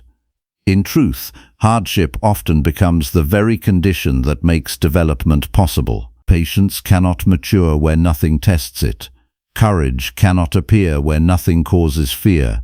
Self-restraint remains theoretical until desire demands immediate satisfaction. Justice remains an idea until treating another person fairly requires personal sacrifice. Virtue becomes real only when circumstances ask something difficult from you. Observe how quickly the undisciplined mind seeks escape. It rushes toward distraction rather than reflection. It blames fortune rather than examining judgment. It searches for immediate relief instead of lasting understanding. Every escape postpones growth because the lesson remains unfinished. What you refuse to examine today will often return tomorrow, wearing a different appearance, but demanding the same inner correction. Instead of asking how to remove every burden, ask how to carry each burden with greater wisdom. This shift changes your entire approach to adversity. You stop seeing yourself as someone chased by misfortune. You become someone entrusted with opportunities to strengthen character. The burden itself may not become lighter, but your capacity to bear it steadily increases. True strength grows through faithful practice, not through the absence of resistance. There is an exercise you can begin the next time difficulty interrupts your plans. Pause before speaking or reacting. Allow your first emotional movement to settle without giving it command over your actions. Then ask yourself which quality of character this moment requires most. It may require patience, it may require honesty, it may require endurance, it may require moderation. Direct your attention toward practicing that quality instead of dwelling upon the inconvenience itself. In doing so, you transform the event into deliberate training. Many people suffer twice during hardship. First, they experience the difficulty itself. Then they create a second burden through endless mental resistance. They repeat the event within their thoughts. They imagine different outcomes. They accuse reality of unfairness. They strengthen resentment until it becomes heavier than the original circumstance. This second burden belongs entirely to judgment. Remove it and you preserve strength for the work that truly belongs to you. Do not mistake emotional intensity for moral importance. Some challenges feel overwhelming simply because your preferences have been interrupted. Ask whether your character has actually been harmed. Has your ability to act justly disappeared? Has your capacity for honesty been taken away?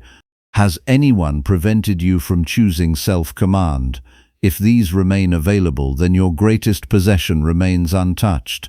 Circumstances may restrict comfort without touching virtue. The body naturally avoids discomfort. This tendency requires guidance rather than obedience. Every appetite demands immediate satisfaction if left unexamined.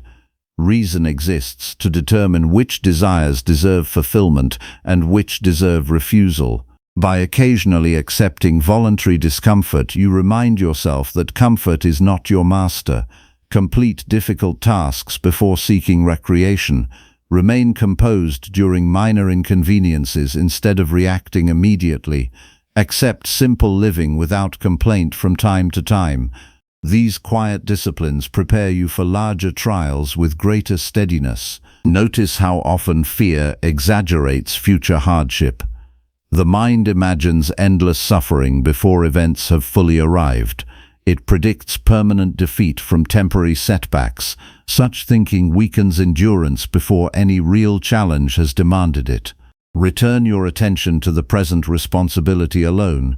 Meet the difficulty actually before you instead of multiplying imaginary ones. Reason deals with reality. Fear expands possibilities beyond usefulness. You will sometimes experience losses that cannot be reversed. Something valuable may leave your life, despite every sincere effort. During such moments, remember that grief itself is not a failure of discipline. What matters is whether grief eventually submits to reason rather than becoming your permanent ruler. Feel what belongs naturally to human experience without allowing sorrow to destroy your commitment to virtue. The disciplined soul does not deny pain. It refuses to let pain determine its conduct. Another useful practice is to examine what hardship teaches about attachment. Often the deepest suffering appears where expectations had quietly become demands. You expected uninterrupted success. You expected lasting recognition. You expected certain people to remain unchanged. When reality differed from those expectations, disappointment followed. Instead of condemning reality, examine the attachment beneath your distress. Many painful experiences reveal where desire has extended beyond what reason approves. There is no shame in discovering weakness during adversity. The only shame lies in refusing to learn from what has been revealed. Every trial offers information about the condition of your character. Receive that information with gratitude rather than defensiveness. If impatience appears, then patience deserves greater practice. If pride becomes visible, then humility requires attention. If fear repeatedly governs decisions, then courage must become a daily discipline. Difficulty becomes your instructor when pride no longer resists its lessons. Avoid comparing your hardships with those of others. Comparison distracts from your own responsibility. Some people minimize their struggles because another person appears to suffer more. Others exaggerate theirs because another person seems to enjoy greater comfort. Neither habit serves reason. The question is never whether someone else's burden appears heavier. The question is how faithfully you will govern yourself beneath the burden currently entrusted to you. When another person behaves harshly toward you, recognize that their conduct presents two separate realities. Their behavior belongs to their judgment. Your response belongs entirely to yours. If you answer harshness with greater harshness, then you have surrendered your freedom. If you preserve justice despite provocation, then hardship has strengthened rather than weakened your character. External conflict becomes internal training whenever reason remains in command. There will be days when improvement feels painfully slow. Old habits may return unexpectedly. Progress may seem almost invisible. Resist the temptation to abandon discipline because results appear delayed. Character develops through repeated choices whose full effects often remain hidden for long periods. Every patient response weakens impatience even when the change cannot yet be measured. Every honest decision strengthens integrity long before others recognize it. Do not wait for ideal conditions before practicing virtue. Ideal conditions rarely educate the soul. The noisy workplace teaches attention. The demanding responsibility teaches endurance. The unexpected setback teaches flexibility. The disagreement teaches moderation. The season of uncertainty teaches trust in reason rather than outcomes. Every ordinary difficulty carries within it a lesson unavailable through comfort alone. Each evening reflect upon the hardest moment of your day instead of the easiest. Ask yourself whether reason remained present. Did you preserve fairness when treated unfairly? Did you continue fulfilling your responsibilities after enthusiasm disappeared? Did you restrain unnecessary complaints when circumstances became unpleasant? Did you remain truthful when deception promised convenience? This examination transforms hardship into lasting wisdom because every challenge leaves behind instruction instead of bitterness. Remember that the goal is never to admire suffering for its own sake. Hardship possesses no moral value merely because it is painful. Its value depends entirely upon how you use it. One person becomes resentful through difficulty. Another becomes wiser. One becomes bitter. Another becomes more compassionate because personal struggle has taught understanding. The same event produces different characters according to the judgments that govern it. Do not seek a life free from challenge because such a life would leave many virtues permanently undeveloped. Seek instead a mind prepared to meet every challenge with steadiness. Strength does not arise from controlling events. It arises from governing yourself while events continue changing around you. This distinction protects your peace because your greatest work always remains within reach. Whenever frustration appears, remind yourself that every difficult hour gives you another opportunity to practice what you claim to value. If you praise patience, then practice it when waiting becomes uncomfortable. If you admire courage, then display it when fear whispers retreat. If you honor honesty, then preserve it when falsehood appears profitable. Principles become living realities only through repeated application under pressure. Gradually, you will notice a quiet transformation. The obstacles that once seemed unbearable begin losing their power to disturb your judgment. You become less concerned with removing every inconvenience and more concerned with preserving integrity through every circumstance. Your confidence no longer depends upon favorable outcomes because it rests upon your ability to respond with reason regardless of what arrives. This change cannot be purchased through comfort. It must be earned through faithful encounters with difficulty accepted rather than avoided. Every burden carried with wisdom strengthens the governing mind. Every disappointment examined honestly deepens understanding. Every challenge faced without abandoning virtue enlarges your freedom. What once appeared to threaten your happiness becomes the very means through which lasting character is formed. Therefore, welcome hardship, not because suffering is desirable, but because every challenge offers another opportunity to become the person reason has always called you to be. Let every interruption refine your patience. Let every setback strengthen your endurance. Let every uncertainty sharpen your judgment. Let every trial remind you that your greatest achievement is never escaping discomfort, but preserving a disciplined soul within it. When this becomes your daily practice, no changing circumstance will possess the power to rob you of the quiet strength that belongs to a life governed by virtue alone. Number 6. Release every expectation that depends upon another person completely. Much of the suffering you carry today did not begin with another person's actions. It began when you quietly decided how that person should behave. You expected constant understanding. You expected lasting agreement. You expected gratitude to match your effort. You expected loyalty to remain unchanged through every season. Then reality unfolded according to another person's judgment instead of your own wishes. What wounded you most was not simply what they did.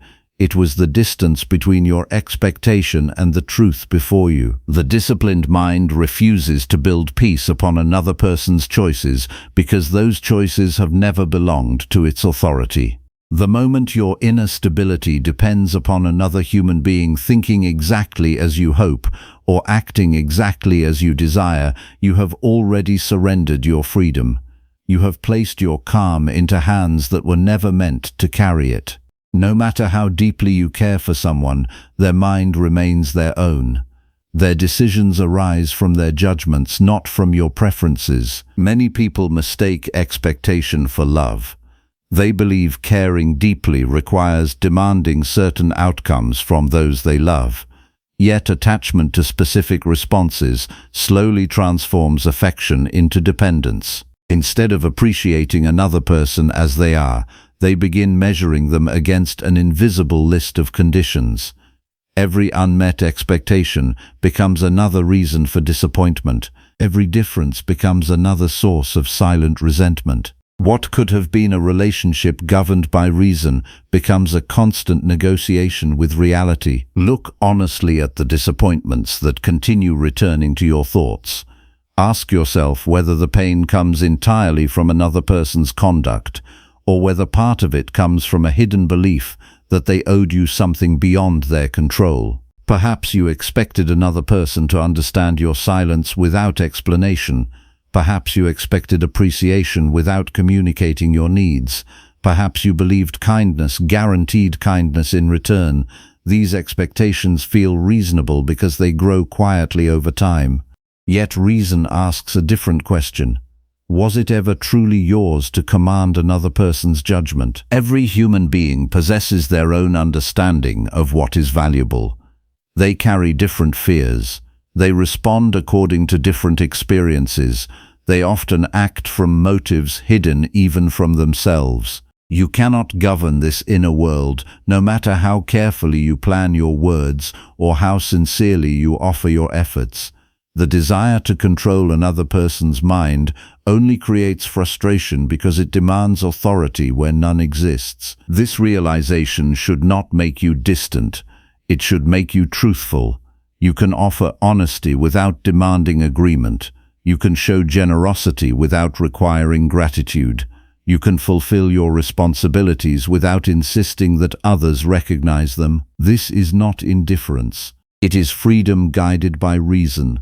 It allows your character to remain steady because your conduct no longer depends upon another person's response. Begin each morning by remembering that every person you meet possesses the same freedom of judgment that you possess. Some will choose wisely, others will not. Some will act fairly, others will act carelessly. Some will keep promises, others will abandon them. None of these possibilities should surprise you because they belong to the nature of human choice. Your responsibility begins only when deciding how you will answer whatever appears before you. There is a subtle habit that weakens many lives. It is the habit of mentally writing a script for another person before the day even begins. You imagine how they should speak. You decide how they should appreciate your effort. You predict the respect they should display. Then, when reality refuses to follow your script, irritation quietly replaces peace. Notice that your suffering was created long before the conversation actually occurred. It began the moment imagination replaced acceptance. Instead of preparing another person's behavior, prepare your own character. Decide in advance that, regardless of how others act, you will remain faithful to justice. Decide that another person's impatience will not persuade you to abandon moderation. Decide that another person's criticism will not lead you into bitterness. This preparation strengthens the only territory that truly belongs to you. Many people become prisoners of approval without recognizing their chains. They wait for praise before believing their work has value. They depend upon acceptance before trusting their own judgment. They seek constant reassurance because they have quietly allowed another person's opinion to become the measure of their worth. Such dependence leaves the soul vulnerable to every changing mood of those around it. Praise becomes intoxicating while criticism becomes devastating because both have been granted authority they never deserved. The disciplined person welcomes encouragement but never depends upon it. They understand that approval is pleasant when it appears, yet unnecessary for living well. The quality of your character cannot be increased by applause, nor diminished by silence. If your actions remain guided by virtue, then your conscience provides stronger confirmation than public recognition ever could. Pay close attention to the expectations hidden inside your acts of kindness. Sometimes generosity quietly disguises a desire for repayment. You help another person while secretly expecting future loyalty. You offer support while hoping for equal attention in return. When these expectations remain unfulfilled, disappointment follows, and generosity slowly transforms into resentment. Examine your motives carefully. Give because giving agrees with virtue, not because repayment has been guaranteed. This same discipline applies to forgiveness. Many people refuse to forgive because they expect another person to fully understand the damage they caused before healing can begin. Such healing remains permanently delayed because it depends upon another person's awareness rather than your own judgment. Forgiveness does not declare harmful actions acceptable. It simply refuses to allow another person's past conduct to continue governing your present character. You may ask whether this means trusting everyone without caution. Reason never demands such carelessness. Trust should be guided by evidence and wisdom. Prudence remains a virtue. If someone repeatedly acts without honesty, you may limit your reliance upon them while still preserving fairness toward them. Releasing expectations does not require abandoning discernment. It requires abandoning the illusion that another person's choices can be guaranteed through your wishes. Notice how frequently disappointment follows imagined certainty. You become convinced someone will remain exactly as they are today. Yet people change, their priorities shift, their understanding develops or declines, their circumstances influence decisions you cannot predict. Expecting permanent consistency from changing human beings invites unnecessary sorrow.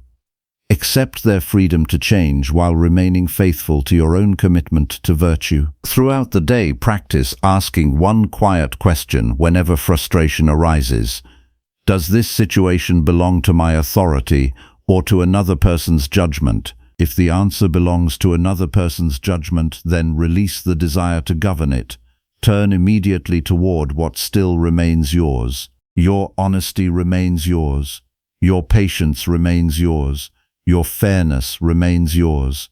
Your ability to speak with restraint remains yours. There you will always discover meaningful work awaiting your attention. There are moments when another person's rejection feels deeply painful.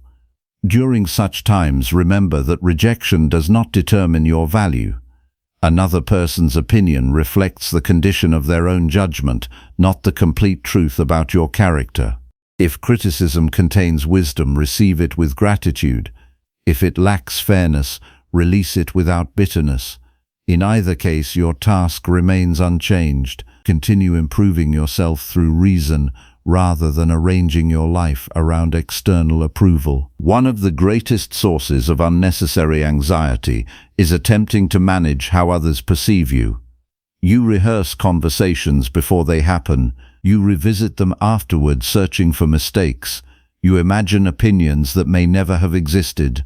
This constant mental labor produces little benefit because another person's thoughts remain inaccessible regardless of your effort. Direct that same energy toward improving your conduct. Your actions belong to you, even when interpretations do not. Another valuable practice is allowing silence to replace immediate demands. Not every misunderstanding requires instant resolution. Not every disagreement requires victory. Sometimes another person's judgment simply differs from yours. Accepting this possibility protects relationships from endless conflict because it recognizes the natural limits of influence. You may present truth with clarity, yet you cannot compel another person to embrace it. Do not allow disappointment to become evidence against humanity itself. One person's betrayal does not justify permanent suspicion toward everyone else. One broken promise does not prove loyalty impossible. Such conclusions arise from wounded expectation rather than balanced judgment. Preserve openness while remaining guided by wisdom. Character grows stronger when it avoids both blind trust and hardened cynicism. Each evening, examine where expectations quietly influenced your emotions. Did irritation appear because someone failed to behave according to your private standards? Did sadness increase because appreciation never arrived? Did anger remain because another person refused to admit fault? Notice these patterns without condemnation. They reveal where your peace has wandered beyond the proper boundaries of your own authority. As you recognize these attachments, begin releasing them deliberately. Tell yourself that another person's gratitude is welcome, but not required for your generosity. Another person's agreement is pleasant, but unnecessary for your commitment to truth. Another person's affection is meaningful, but cannot replace your responsibility to govern yourself. These reminders gradually restore freedom because they return your attention to what reason can actually direct. There will still be moments of loss. People you value may leave. Friendships may fade despite sincere effort. Relationships may change without your consent. Stoic discipline does not promise immunity from sadness. It offers something more enduring. It teaches you that no external separation can force you to abandon virtue. You remain capable of honesty after disappointment. You remain capable of compassion after rejection. You remain capable of courage after abandonment. These powers remain untouched unless you choose to surrender them. The quiet strength of the disciplined soul appears most clearly in relationships because there the temptation to control is strongest. Yet love governed by reason seeks the good of another person without attempting to possess their will. It respects their freedom while carefully preserving its own integrity. It gives generously while remaining unattached to specific rewards. It corrects when necessary without becoming consumed by frustration. It accepts that every human being walks according to judgments that cannot be fully directed from outside. As this understanding deepens, your relationships become calmer rather than colder. You listen more carefully because you no longer demand constant agreement. You speak more honestly because fear of rejection loses its authority. You appreciate kindness more fully because it is received as a gift rather than an obligation. Gratitude quietly replaces entitlement. Patience replaces constant disappointment. Freedom replaces emotional dependence. The happiest people are not those surrounded by perfect companions. They are those who have stopped asking imperfect human beings to carry the impossible burden of guaranteeing their inner peace. They understand that every person deserves fairness, but no person can be required to fulfill every hope. By releasing expectations that belong outside their authority, they preserve energy for the work that truly shapes a life of virtue. Carry this discipline into every conversation and every relationship. Let your words be guided by honesty instead of hidden demands. Let your kindness remain free from silent conditions. Let your expectations rest only upon the conduct you are capable of choosing yourself. The more faithfully you practice this, the lighter your heart becomes, because it no longer struggles against realities it was never meant to control. In time, you will discover that freedom in relationships does not come from changing other people.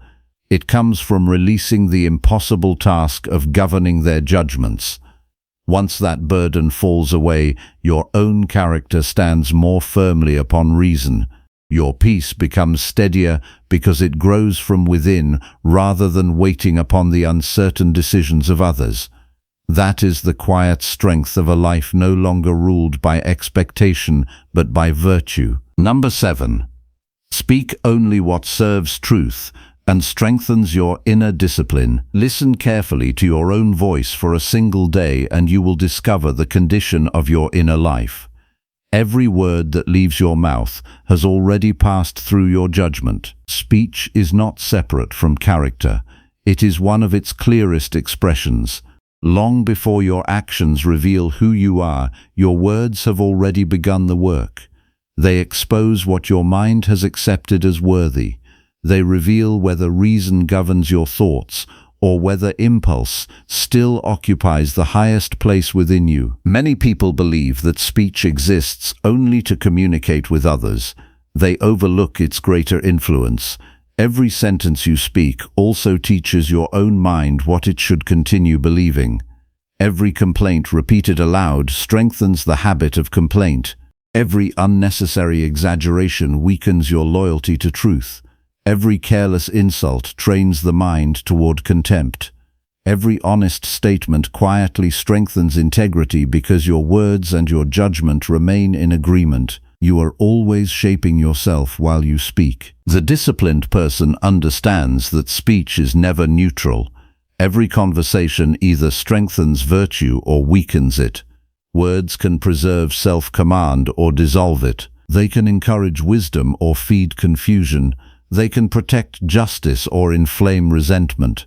For this reason, the wise person does not measure speech by its entertainment value or by the approval it receives. They measure it by whether it remains faithful to truth and worthy of a rational mind. Begin each morning with a simple commitment before speaking to anyone. Decide that your words will never move ahead of your judgment. Promise yourself that every sentence will first answer a quiet question. Does this deserve to be spoken? If the answer remains uncertain, allow silence to remain your companion until clarity arrives. A delayed word rarely causes lasting harm. A careless word often leaves consequences that continue long after the conversation has ended. Notice how quickly emotion attempts to seize control of your tongue. Anger demands immediate expression. Pride seeks recognition. Fear invents explanations before facts become clear. Envy quietly disguises itself as criticism. These impulses do not wait for examination because they fear the presence of reason. The moment you speak without first governing your judgment, you become their servant rather than their master. There is great strength in creating a brief space between thought and speech. That short pause often determines whether your character advances or declines. Within that moment, you regain the authority to choose. Instead of allowing the first impulse to become spoken reality, you invite reason to inspect it. Many arguments disappear before they begin because disciplined silence prevented an unnecessary sentence from entering the world. Truth deserves more than accuracy. It deserves integrity. A person may avoid obvious lies while still speaking in ways that distort reality. Exaggeration seeks influence rather than honesty. Selective facts seek advantage rather than justice. Half-truths attempt to protect comfort while pretending to serve honesty. The disciplined soul refuses these habits because every departure from complete truth weakens the agreement between conscience and conduct. Ask yourself how often you speak merely to protect your image. You explain mistakes before anyone asks for explanation. You defend intentions instead of accepting responsibility. You search for words that preserve appearance rather than reveal reality. This habit grows from attachment to reputation instead of commitment to virtue. A person governed by reason accepts temporary embarrassment more willingly than permanent dishonesty. Also reveals the condition of your attention. Many conversations occur without genuine listening. While another person speaks, your mind quietly prepares its next reply. You become more interested in being heard than in understanding. Such conversation cannot strengthen wisdom because learning requires humility before expression. Listen fully before forming conclusions. Careful attention often corrects judgments that hurried speech would have carried into error. One of the most destructive uses of speech is complaint without purpose.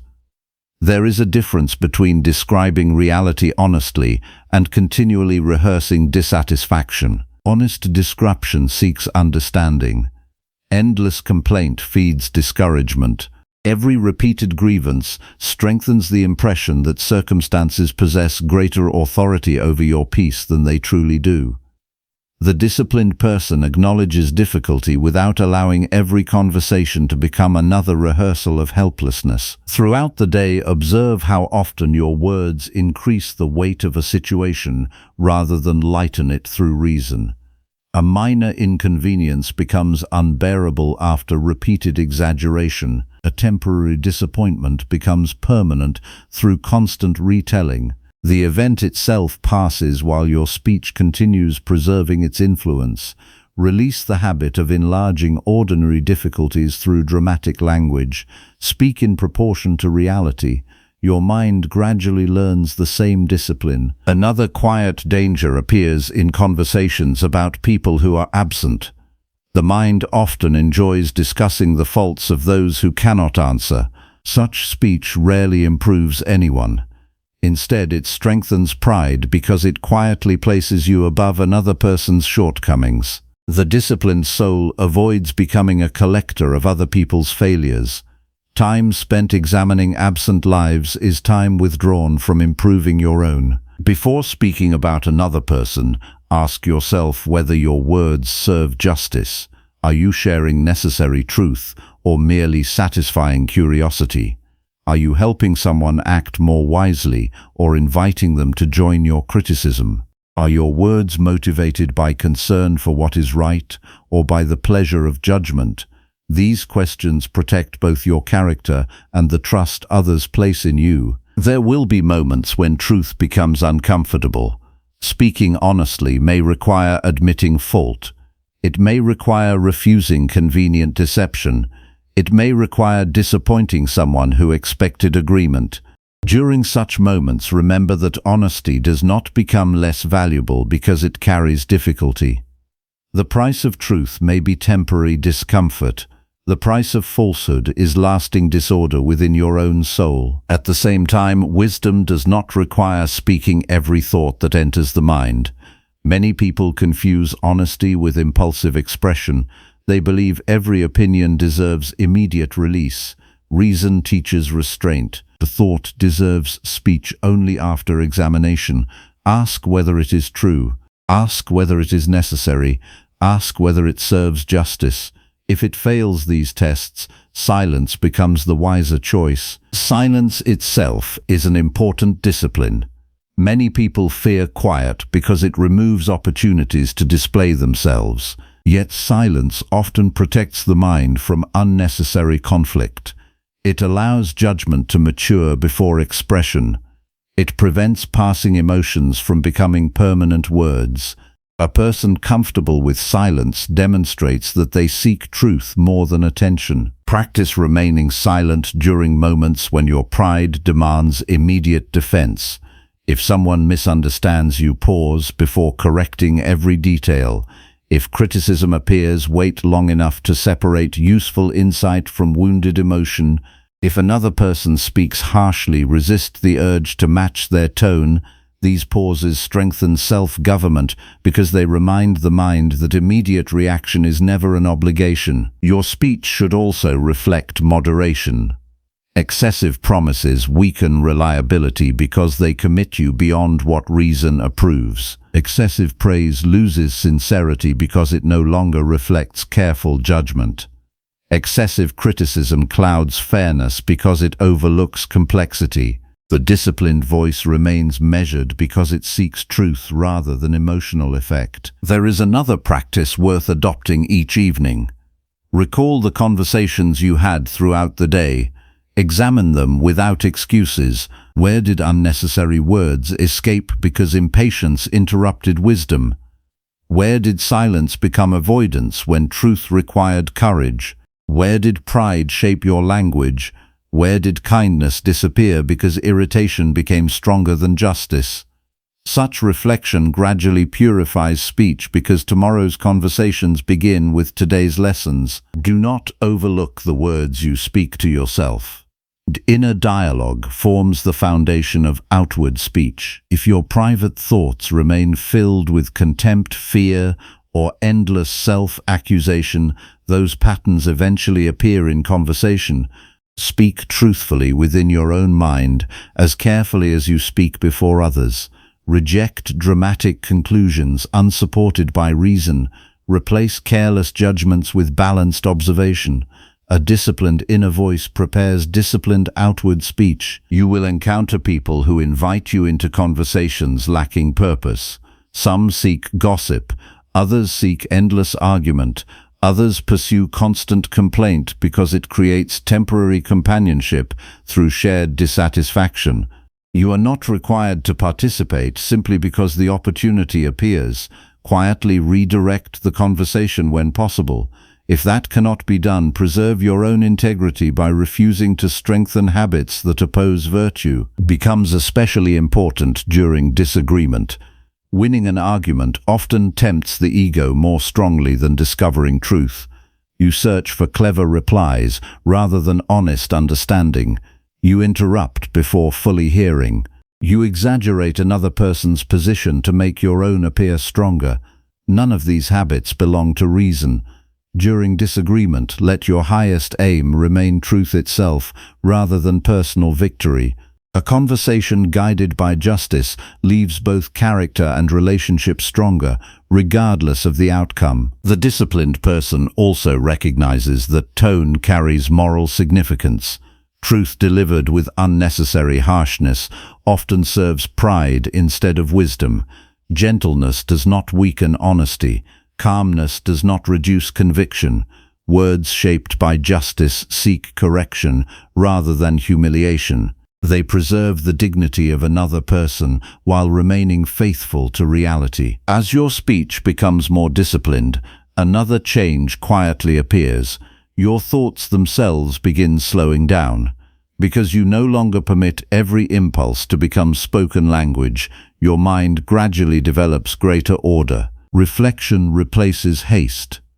Precision replaces exaggeration. Gratitude begins replacing habitual complaint because the tongue no longer reinforces negative judgments without examination. Your inner life becomes steadier because your words now follow reason instead of leading it. Do not measure success by how often others agree with you. Measure it by whether your speech remains worthy of your principles. Others may reject truthful words. They may misunderstand careful intentions. These outcomes belong to their judgment rather than yours. Your responsibility ends with speaking honestly, wisely, and justly. The response belongs elsewhere. Remember that every conversation offers an opportunity to strengthen your own discipline. Each sentence invites a choice between impulse and reason. Each reply allows honesty or convenience. Each silence allows patience or hidden resentment. These moments appear ordinary, yet together they shape the quality of an entire life. Character is built one word at a time because every spoken thought confirms the habits your mind continues to practice. As this day unfolds, let your words become servants of truth rather than servants of emotion. Speak less when certainty is absent. Speak carefully when truth demands courage. Speak kindly without abandoning honesty. Speak firmly without surrendering justice. Refuse language that feeds vanity, resentment, or unnecessary fear. Let every sentence strengthen the same discipline you seek to cultivate within your own soul. When your speech becomes governed by reason, your relationships gain trust because others recognize consistency rather than impulse. Your mind gains clarity because words no longer carry confusion into the world. Your conscience becomes quieter because truth no longer struggles against convenience. Most importantly, your character grows stronger because each conversation becomes another opportunity to practice virtue instead of merely displaying opinion. In time, you will discover that the greatest power of disciplined speech is not the influence it gives over others. Its greatest power is the order it creates within yourself. A tongue ruled by reason reveals a mind that has learned self-command. A mind that has learned self-command cannot easily be disturbed by changing circumstances because it has already mastered the place where every action begins. That quiet mastery is one of the clearest signs of a life governed by virtue rather than impulse. Number 8. Remember death daily to value each present moment wisely. Most people behave as though tomorrow has already been promised. They postpone difficult conversations. They delay honest self-examination. They wait for a better season before correcting their habits. They imagine there will always be another opportunity to become the person they know they ought to be. Yet nothing in human life has ever guaranteed another sunrise. The greatest illusion is not believing that death exists. The greatest illusion is believing that it always belongs to someone else or to some distant future that will never arrive today. The disciplined person refuses this illusion. They do not remember death to become fearful. They remember it to become truthful. Every passing day quietly removes one more opportunity that will never return. Every hour spent without purpose becomes part of a life that cannot be lived again. When this reality enters your judgment with complete honesty, your priorities begin changing without force. Many desires lose their influence because they no longer appear worthy of the limited time entrusted to you. Look carefully at how you spend an ordinary day. Notice how easily attention is scattered across matters that possess no lasting value. Small irritations receive more thought than important duties. Endless distractions consume hours that could have strengthened character. Temporary pleasures are pursued while necessary responsibilities remain postponed. This pattern continues because the mind quietly assumes that time exists in endless supply. Once that assumption disappears, the value of each present moment becomes unmistakably clear. Death does not threaten the disciplined soul, it instructs it. It reminds you that every choice deserves careful examination because every choice occupies a portion of a life that cannot be recovered. You may regain lost money, you may rebuild damaged possessions, you may restore many external things through effort. Time alone refuses every request for return. Once a day has passed, it belongs permanently to the past. No wisdom can retrieve it. No regret can purchase another hour. Begin every morning with a quiet reflection before the demands of the day begin speaking. Tell yourself that this day is not ordinary simply because it resembles yesterday. It is unique because it can only be lived once. Ask whether the thoughts you intend to entertain deserve a place within such limited time. Ask whether the arguments you continue repeating deserve another portion of your attention. Ask whether resentment has earned another day within your heart. These questions immediately separate what is meaningful from what merely occupies space. The undisciplined mind behaves as though life begins tomorrow. It constantly negotiates with the present. It postpones discipline until motivation appears. It delays honesty until circumstances improve. It waits for perfect conditions before beginning important work. Yet tomorrow exists only as possibility while the present alone contains the power of action. The habit of postponement quietly steals entire years because each delay appears insignificant when viewed by itself. Every evening offers another opportunity for examination. Before sleep arrives, ask yourself whether the day was spent according to reason or merely consumed by habit. Did you use your attention deliberately or allow it to drift wherever impulse carried it? Did you strengthen your character through faithful action or simply move from one distraction to another? These questions are not intended to produce guilt. They exist to prevent another day from disappearing without awareness. Many fears lose their strength when viewed beside mortality. The embarrassment you dread today will soon be forgotten. The opinion you desperately seek will eventually belong to people whose own lives are equally brief. The possessions you protect with constant anxiety will one day belong to someone else or disappear entirely. When death becomes part of your daily reflection, many exaggerated concerns quietly return to their proper size. What once appeared overwhelming now reveals itself as temporary. This practice does not ask you to reject the world. It asks you to see it accurately. Relationships become more precious because you recognize they are not permanent. Opportunities become more meaningful because they may not return. Ordinary moments become worthy of gratitude because they are finite. You begin appreciating simple duties instead of waiting for extraordinary events to justify your attention. The present moment becomes enough because you no longer assume another one has already been guaranteed. There is a quiet temptation to believe that your best self can always appear later. The mind says there will be another season for patience, another year for courage, another chance to become disciplined. This belief weakens character because it separates intention from action. Virtue cannot be stored for future use. It exists only through present choices. If honesty is worthy tomorrow, it is worthy today. If justice matters later, it matters now. If self-command belongs to the good life, it belongs to this very moment. When conflict arises, remember how brief both your life and the life of the other person truly are. This thought does not remove the need for justice. It removes the unnecessary weight of pride. Many arguments continue only because both people imagine unlimited time to repair what has been damaged. Mortality teaches urgency in reconciliation where reconciliation remains possible.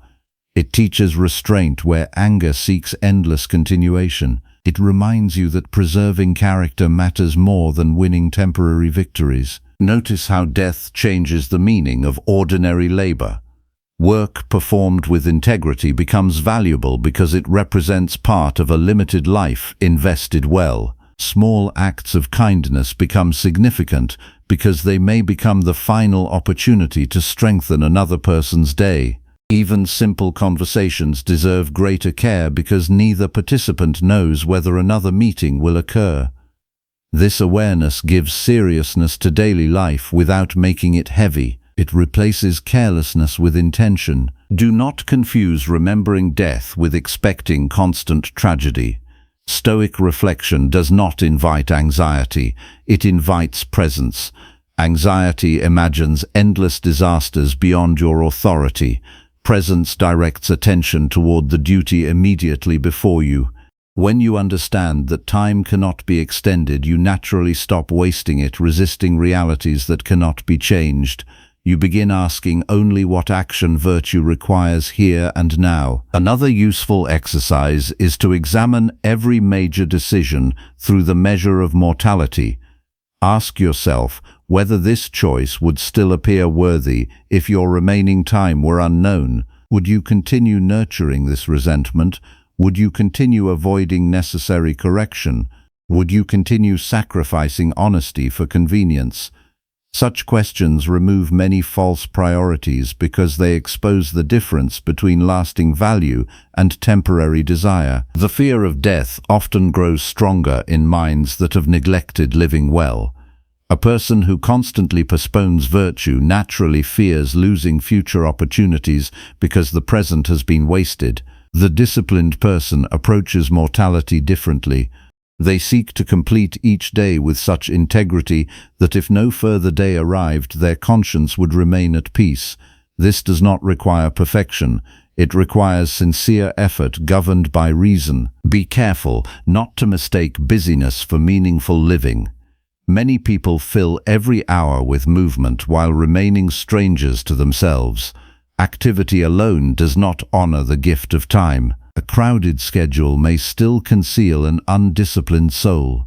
Examine not merely how much you accomplish, but whether your actions strengthen wisdom, justice, moderation, and courage. Time invested without virtue eventually leaves emptiness despite outward achievement. You will sometimes encounter losses that remind you unexpectedly of life's uncertainty.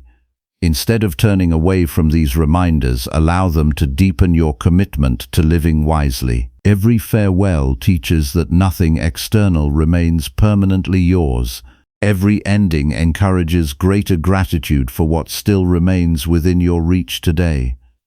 Every reminder of mortality invites renewed attention to the condition of your own character. There is another hidden benefit in remembering death. It weakens envy.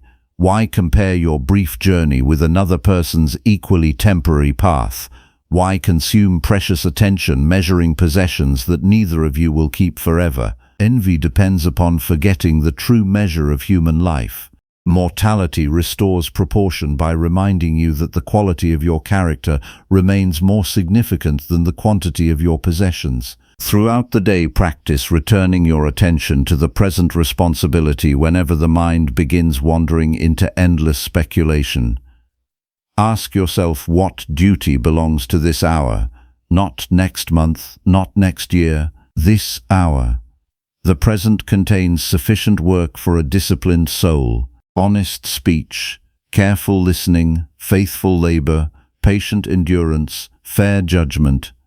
These opportunities remain available regardless of how many future uncertainties remain unresolved. Another evening practice deserves careful attention. Before sleep, imagine that the day has reached its complete conclusion. Ask yourself whether your final words reflected integrity. Ask whether your final decisions honored your principles. Ask whether unnecessary fears consumed attention that could have been devoted to virtue. This reflection does not encourage despair, it encourages completion. Each day becomes a finished work rather than another unfinished intention. Remember also that mortality belongs equally to every person you meet. The stranger who tests your patience, the friend whose gratitude seems insufficient, the family member with whom you disagree. Each carries the same uncertain measure of time. This awareness softens unnecessary harshness while preserving justice. You become slower to insult because you recognize the seriousness of every human encounter. You become quicker to appreciate because nothing lasting can be assumed. Do not allow this reflection to become merely intellectual. Let it change practical decisions. Finish the responsibility you continue delaying. Speak the truthful words that fear has postponed. Correct the habit you already know weakens your character. Offer kindness while the opportunity remains. Refuse to postpone the work of self-improvement until circumstances appear more favorable. Time does not negotiate with intention.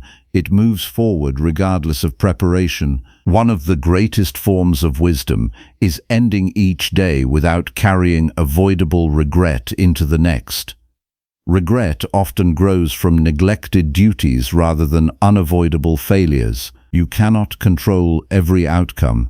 You can control whether you met the day with sincerity. Live in such a way that each evening allows peaceful examination rather than endless excuses. The disciplined soul seeks daily completion because tomorrow never belongs to human certainty. Gradually, you will notice that remembering death changes your relationship with life itself. Ordinary moments gain quiet significance. Complaints decrease because trivial inconveniences no longer deserve such attention. Gratitude grows because every opportunity appears less ordinary. Relationships become more honest because hidden affection is no longer postponed indefinitely.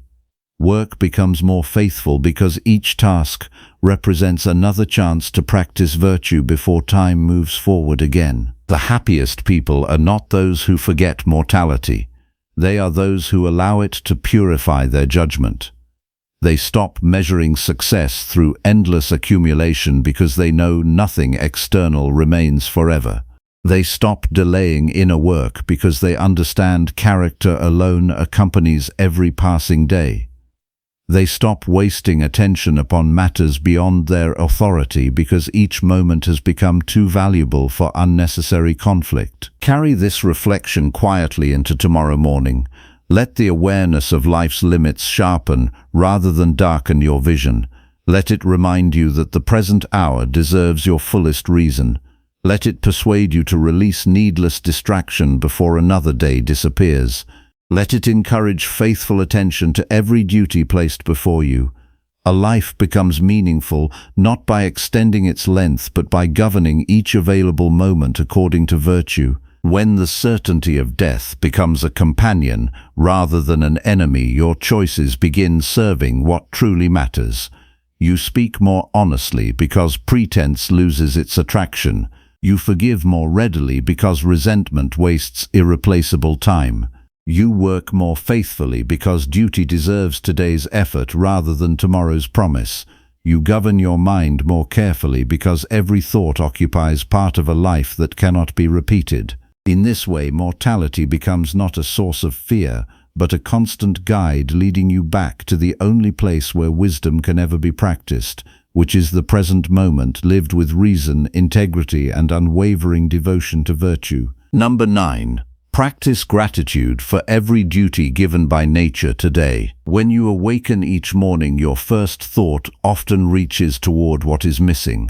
The mind quickly counts unfinished tasks, unanswered questions, difficult responsibilities, and uncertain outcomes. Before the day has truly begun, you have already judged it as a burden.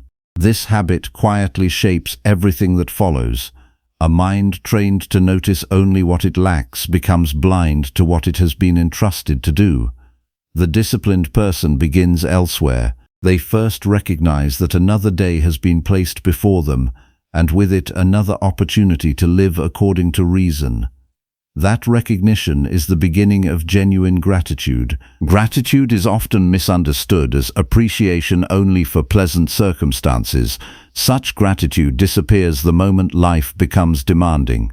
The Stoic understanding reaches much deeper. Gratitude belongs not merely to comfort, but to purpose. It grows from recognizing that every duty placed before you gives your character another opportunity to become stronger. The difficult conversation, the demanding responsibility, the ordinary labor, the unexpected delay, and the daily obligation each invite you to practice virtue where it matters most. Without duties, character remains only an idea. Through duties, character becomes reality. Look honestly at the responsibilities you have quietly learned to resent. Perhaps there is work that feels repetitive. Perhaps there are family obligations that require patience long after enthusiasm has faded.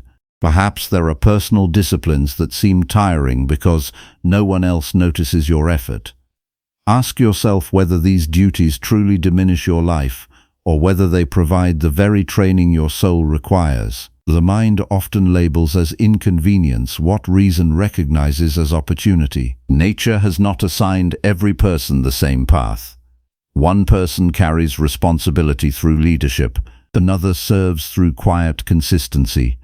One faces physical hardship, another meets emotional trials. One is asked to endure uncertainty, another must practice moderation during success. Comparing your duties with another person's only distracts you from the work that belongs to you.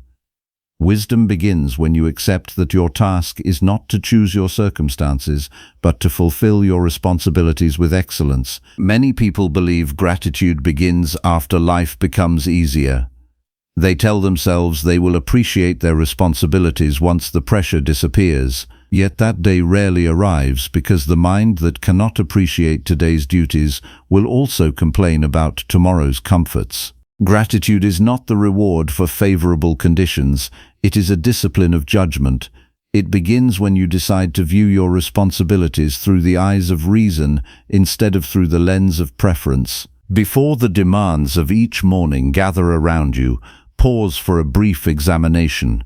Instead of asking what the day will give you, ask what the day requires from you. This single question changes the direction of your attention. You stop waiting to receive and begin preparing to contribute. You no longer measure the day by the comfort it provides, but by the faithfulness with which you fulfill your duties. This shift strengthens the mind because it places your focus upon action rather than expectation. Every duty contains two parts. One part belongs to the external task itself. The other belongs to the condition of your character while performing it. You may complete the same responsibility with bitterness or with gratitude. You may approach the same challenge with complaint or with discipline. The outward action appears identical, yet the inward life develops in completely different directions.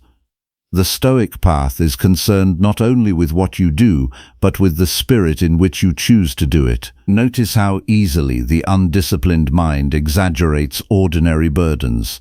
A delayed appointment becomes evidence that the entire day has been ruined. A small inconvenience grows into constant irritation. A simple obligation feels unbearable because it interrupts personal preference. None of these judgments arise from the events themselves. They arise from the stories the mind tells about them. Gratitude begins by questioning those stories before accepting them as truth. There is quiet dignity in ordinary responsibilities, preparing your work with care, speaking honestly even when deception appears easier, remaining patient with those who test your composure, caring for people who depend upon you, keeping promises after excitement has disappeared. These actions rarely receive applause, yet they shape the soul more deeply than dramatic moments ever could. A disciplined person does not seek importance through extraordinary events. They recognize that greatness of character is built through ordinary duties performed consistently. Throughout the day, remind yourself that every responsibility has been placed within the only moment where virtue can exist, which is the present. You cannot practice tomorrow's patience today. You cannot fulfill next year's responsibilities this morning. You are asked only to meet the duty immediately before you. When the mind wanders toward distant worries, gently return it to the task already within reach. Gratitude grows naturally where attention remains faithful to the present. Many people spend enormous energy wishing for different circumstances while neglecting the responsibilities already entrusted to them. They dream of future opportunities yet overlook today's obligations. This habit weakens character because it trains the mind to value imagination above action. The disciplined soul understands that the life worthy of respect is not built through wishing but through faithful conduct within present reality. Sometimes your greatest duty will be endurance rather than achievement. There will be seasons when progress appears slow and effort receives little recognition. During these times, gratitude becomes even more important. Be thankful not because the burden feels pleasant, but because you still possess the freedom to respond with integrity. External success may pause, but the opportunity to strengthen patience, courage, moderation, and justice remains fully alive. When another person fails to appreciate your efforts, examine your judgment before disappointment takes root. Did you perform your duty to earn praise or because virtue required it? If recognition arrives, receive it without attachment. If it does not, continue faithfully.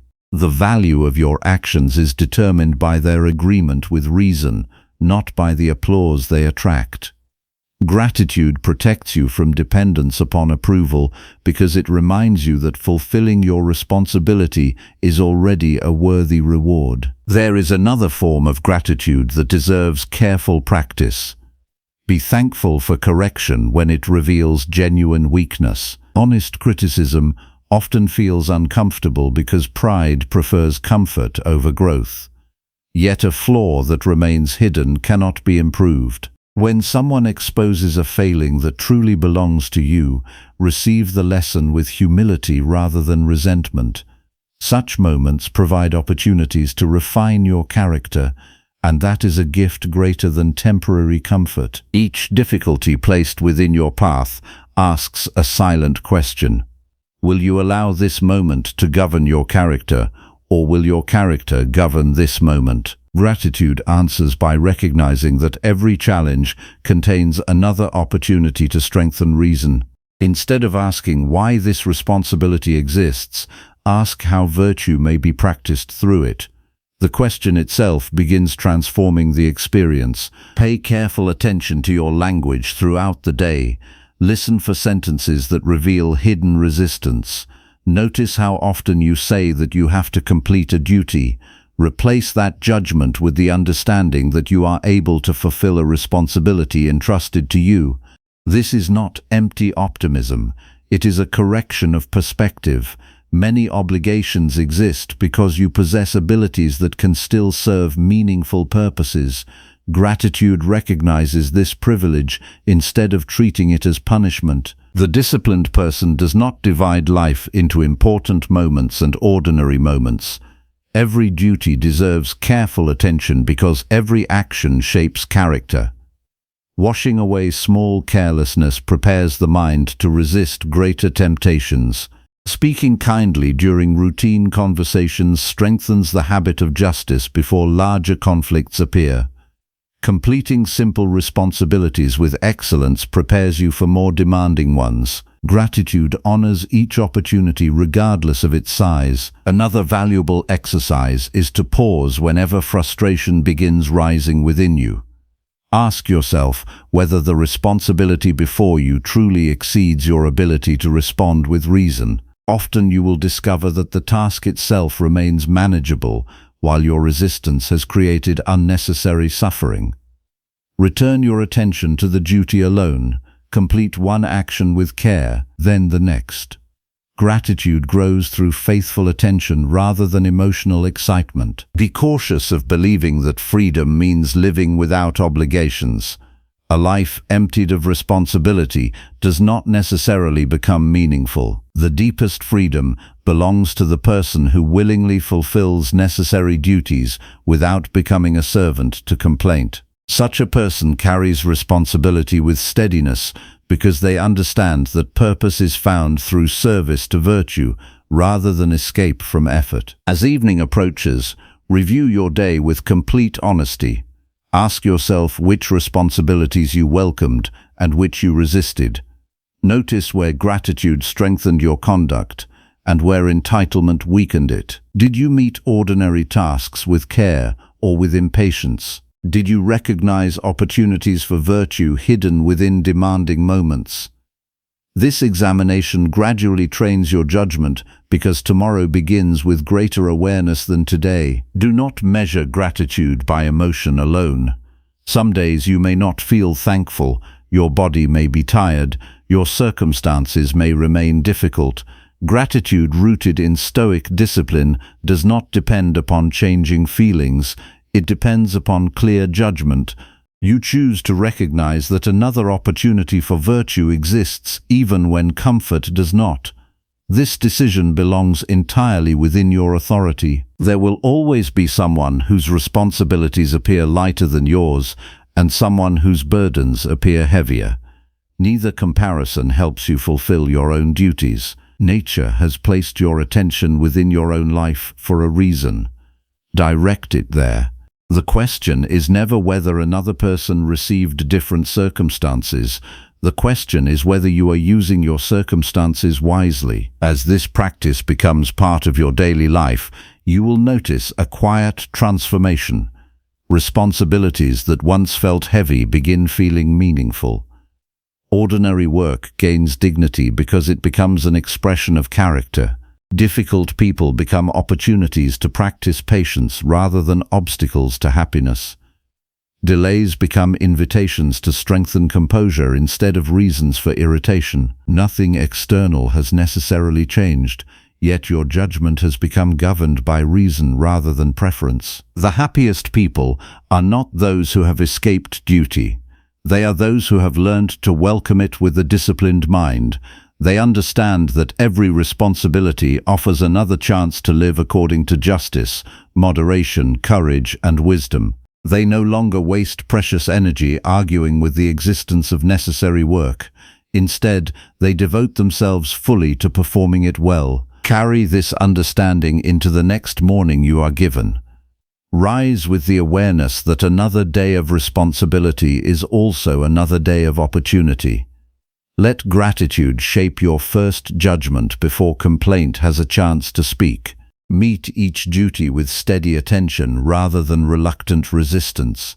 Perform every task as faithfully as your reason allows. When the day comes to its close, let your peace arise not from how comfortable it was, but from knowing that you answered the duties placed before you with integrity. That is the gratitude that no changing circumstance can take away, because it rests not upon fortune, but upon the disciplined use of your own character. Number 10. Govern yourself faithfully until lasting happiness follows through virtue. You spend much of your life trying to control everything except the only thing that is truly yours. You try to control outcomes. You try to control how others behave. You try to control how the world responds to your effort. Yet the one domain placed fully under your authority remains neglected. Your judgment, your intention, your response, your character in each moment.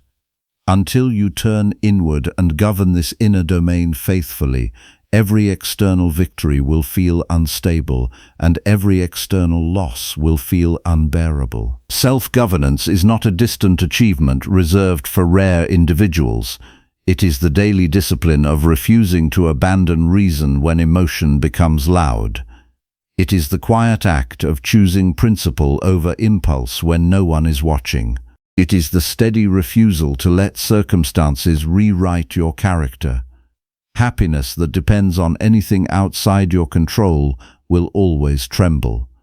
Happiness that grows from virtue remains stable even when everything external changes. Look closely at how your suffering is often created.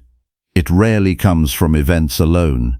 It comes from the judgments you attach to those events. A delay becomes injustice. A disagreement becomes disrespect. A mistake becomes personal failure. A change becomes loss of control. These interpretations are not reality itself. They are reactions formed in the absence of disciplined examination. When you accept them without question, you allow your mind to govern you instead of you governing your mind. The first step in self-governance is learning to interrupt automatic judgment. Before you agree with the thought that appears in your mind, pause. Ask whether it is within your control. Ask whether it is accurate. Ask whether it strengthens reason or weakens it. Most suffering survives only because it is not examined. Once examined, many judgments lose their authority immediately. What remains is often simpler, calmer, and more manageable than what emotion initially presented. Each morning offers a chance to establish command over your inner life before the world begins pressing upon it. Begin by deciding that your responses will not be dictated by impulse. You will encounter frustration, uncertainty, and contradiction. None of these will be unusual. What matters is whether you remain faithful to reason when they appear. This decision, made before the day unfolds, protects you from being shaped unconsciously by circumstances. You must also learn the discipline of separating what belongs to you from what does not. Your judgments belong to you. Your intentions belong to you. Your effort belongs to you. Everything else does not. Outcomes belong to a world filled with countless forces beyond your influence. When you confuse these categories, you begin carrying anxiety for things you cannot govern. When you restore this separation, much of that anxiety dissolves because responsibility returns to its proper place. Much of modern dissatisfaction comes from reversed priorities. People treat external success as the foundation of happiness and internal discipline as optional. They chase approval while neglecting integrity. They pursue comfort while abandoning self-command. They measure their worth by comparison instead of character. This reversal guarantees instability because it builds identity on what constantly shifts. Only virtue remains stable enough to support a lasting sense of inner peace. Govern yourself faithfully means refusing to surrender your reason, even for a moment. It means noticing when anger begins to shape your words and choosing restraint instead. It means recognizing when fear attempts to shrink your decisions and choosing clarity instead. It means observing when desire pushes you toward excess and choosing moderation instead. Each of these choices may appear small, yet together they determine the direction of your entire life. You are not transformed by rare moments of discipline. You are transformed by repeated moments of self-correction. Every time you return to reason after drifting into impulse, you strengthen your ability to govern yourself. Every time you pause before reacting, you create space where wisdom can enter. Every time you choose principle over convenience, you reinforce the foundation of character that no external event can destroy. There will be moments when you fail to govern yourself perfectly. You will speak too quickly. You will judge too harshly. You will react before reflection. The disciplined life does not require perfection. It requires return. The moment you recognize your error and realign with reason, you regain authority over yourself. The danger lies not in falling into impulse, but in remaining there without correction. Lasting happiness does not appear suddenly. It grows quietly from repeated acts of inner governance. When your mind no longer depends on favorable circumstances to remain steady, peace begins to stabilize. When your reactions no longer dominate your judgment, clarity begins to increase. When your choices consistently reflect reason rather than emotion, confidence becomes natural rather than forced. This is how virtue produces happiness, not through external gain, but through internal order. Examine how often you allow external approval to guide your behavior. You adjust your words depending on who is listening. You alter your decisions depending on how they might be perceived. You hesitate to act according to principle if it risks misunderstanding. Each of these moments represents a small surrender of self-governance. The disciplined person reverses this pattern. They act according to what is right and accept whatever perception follows. Another important practice is watching the beginning of emotional movement before it becomes action. Anger does not appear fully formed. It begins as interpretation. Anxiety does not arrive suddenly. It begins as anticipation. Desire does not immediately become excess. It begins as attention without restraint. If you intervene at the earliest stage, you preserve control. If you wait until emotion has fully developed, you are already responding instead of governing. You must also be willing to sit with discomfort without immediately escaping it. Much of what weakens self-governance is the habit of avoidance. People flee from silence, from difficult reflection, from necessary correction, from uncomfortable truth. Yet every act of avoidance strengthens dependence on external relief. The disciplined mind learns to remain present with discomfort long enough for reason to reassert itself. Govern yourself faithfully also means refusing to define yourself through comparison. When you measure your life against others, your attention shifts away from your own character and towards circumstances you cannot control. This habit weakens self-governance because it replaces internal standards with external reference points. The only comparison that strengthens you is comparison with your own previous conduct. Did you act with more reason today than yesterday? That is the only question that leads to progress. There will always be external events that challenge your discipline. People will misunderstand you. Plans will collapse. Effort will go unnoticed. These moments are not obstacles to happiness. They are opportunities to practice governance over your inner life. If your stability depends on everything going as expected, you remain fragile. If your stability depends on your response to whatever occurs, you become resilient. The goal is not to eliminate emotional experience. The goal is to prevent emotion from replacing reason as the governing force of your life. You will feel frustration, you will feel disappointment, you will feel desire and fear. These experiences are natural. What matters is whether they guide your decisions or merely pass through your awareness without control over your actions. Each evening, examine whether your mind remained under your governance or drifted under the influence of impulse. Identify where you responded with reason and where you reacted without reflection. This practice is not for self-punishment, it is for clarity. You cannot improve what you do not observe honestly. Through consistent reflection, patterns become visible, and what is visible can be corrected. Over time, something subtle begins to change. External events lose their power to destabilize you because your attention is no longer anchored in them. Your sense of direction comes from within, not from shifting circumstances. You stop asking what life will do for you and begin focusing on how you will respond to life. This shift marks the beginning of real independence. Govern yourself faithfully until happiness follows through. Virtue does not mean waiting for happiness as a distant reward. It means recognizing that happiness is already forming within the process of disciplined living. Each act of self-command strengthens it. Each return to reason deepens it. Each rejection of impulse stabilizes it. Happiness becomes the natural result of a mind no longer divided against itself. A life governed by virtue does not depend on perfection in the world around you. It depends on order within you. When that order is maintained, nothing external can fully take it away. Circumstances may shift, people may change, outcomes may differ from expectation, yet the governing principle of your life remains intact.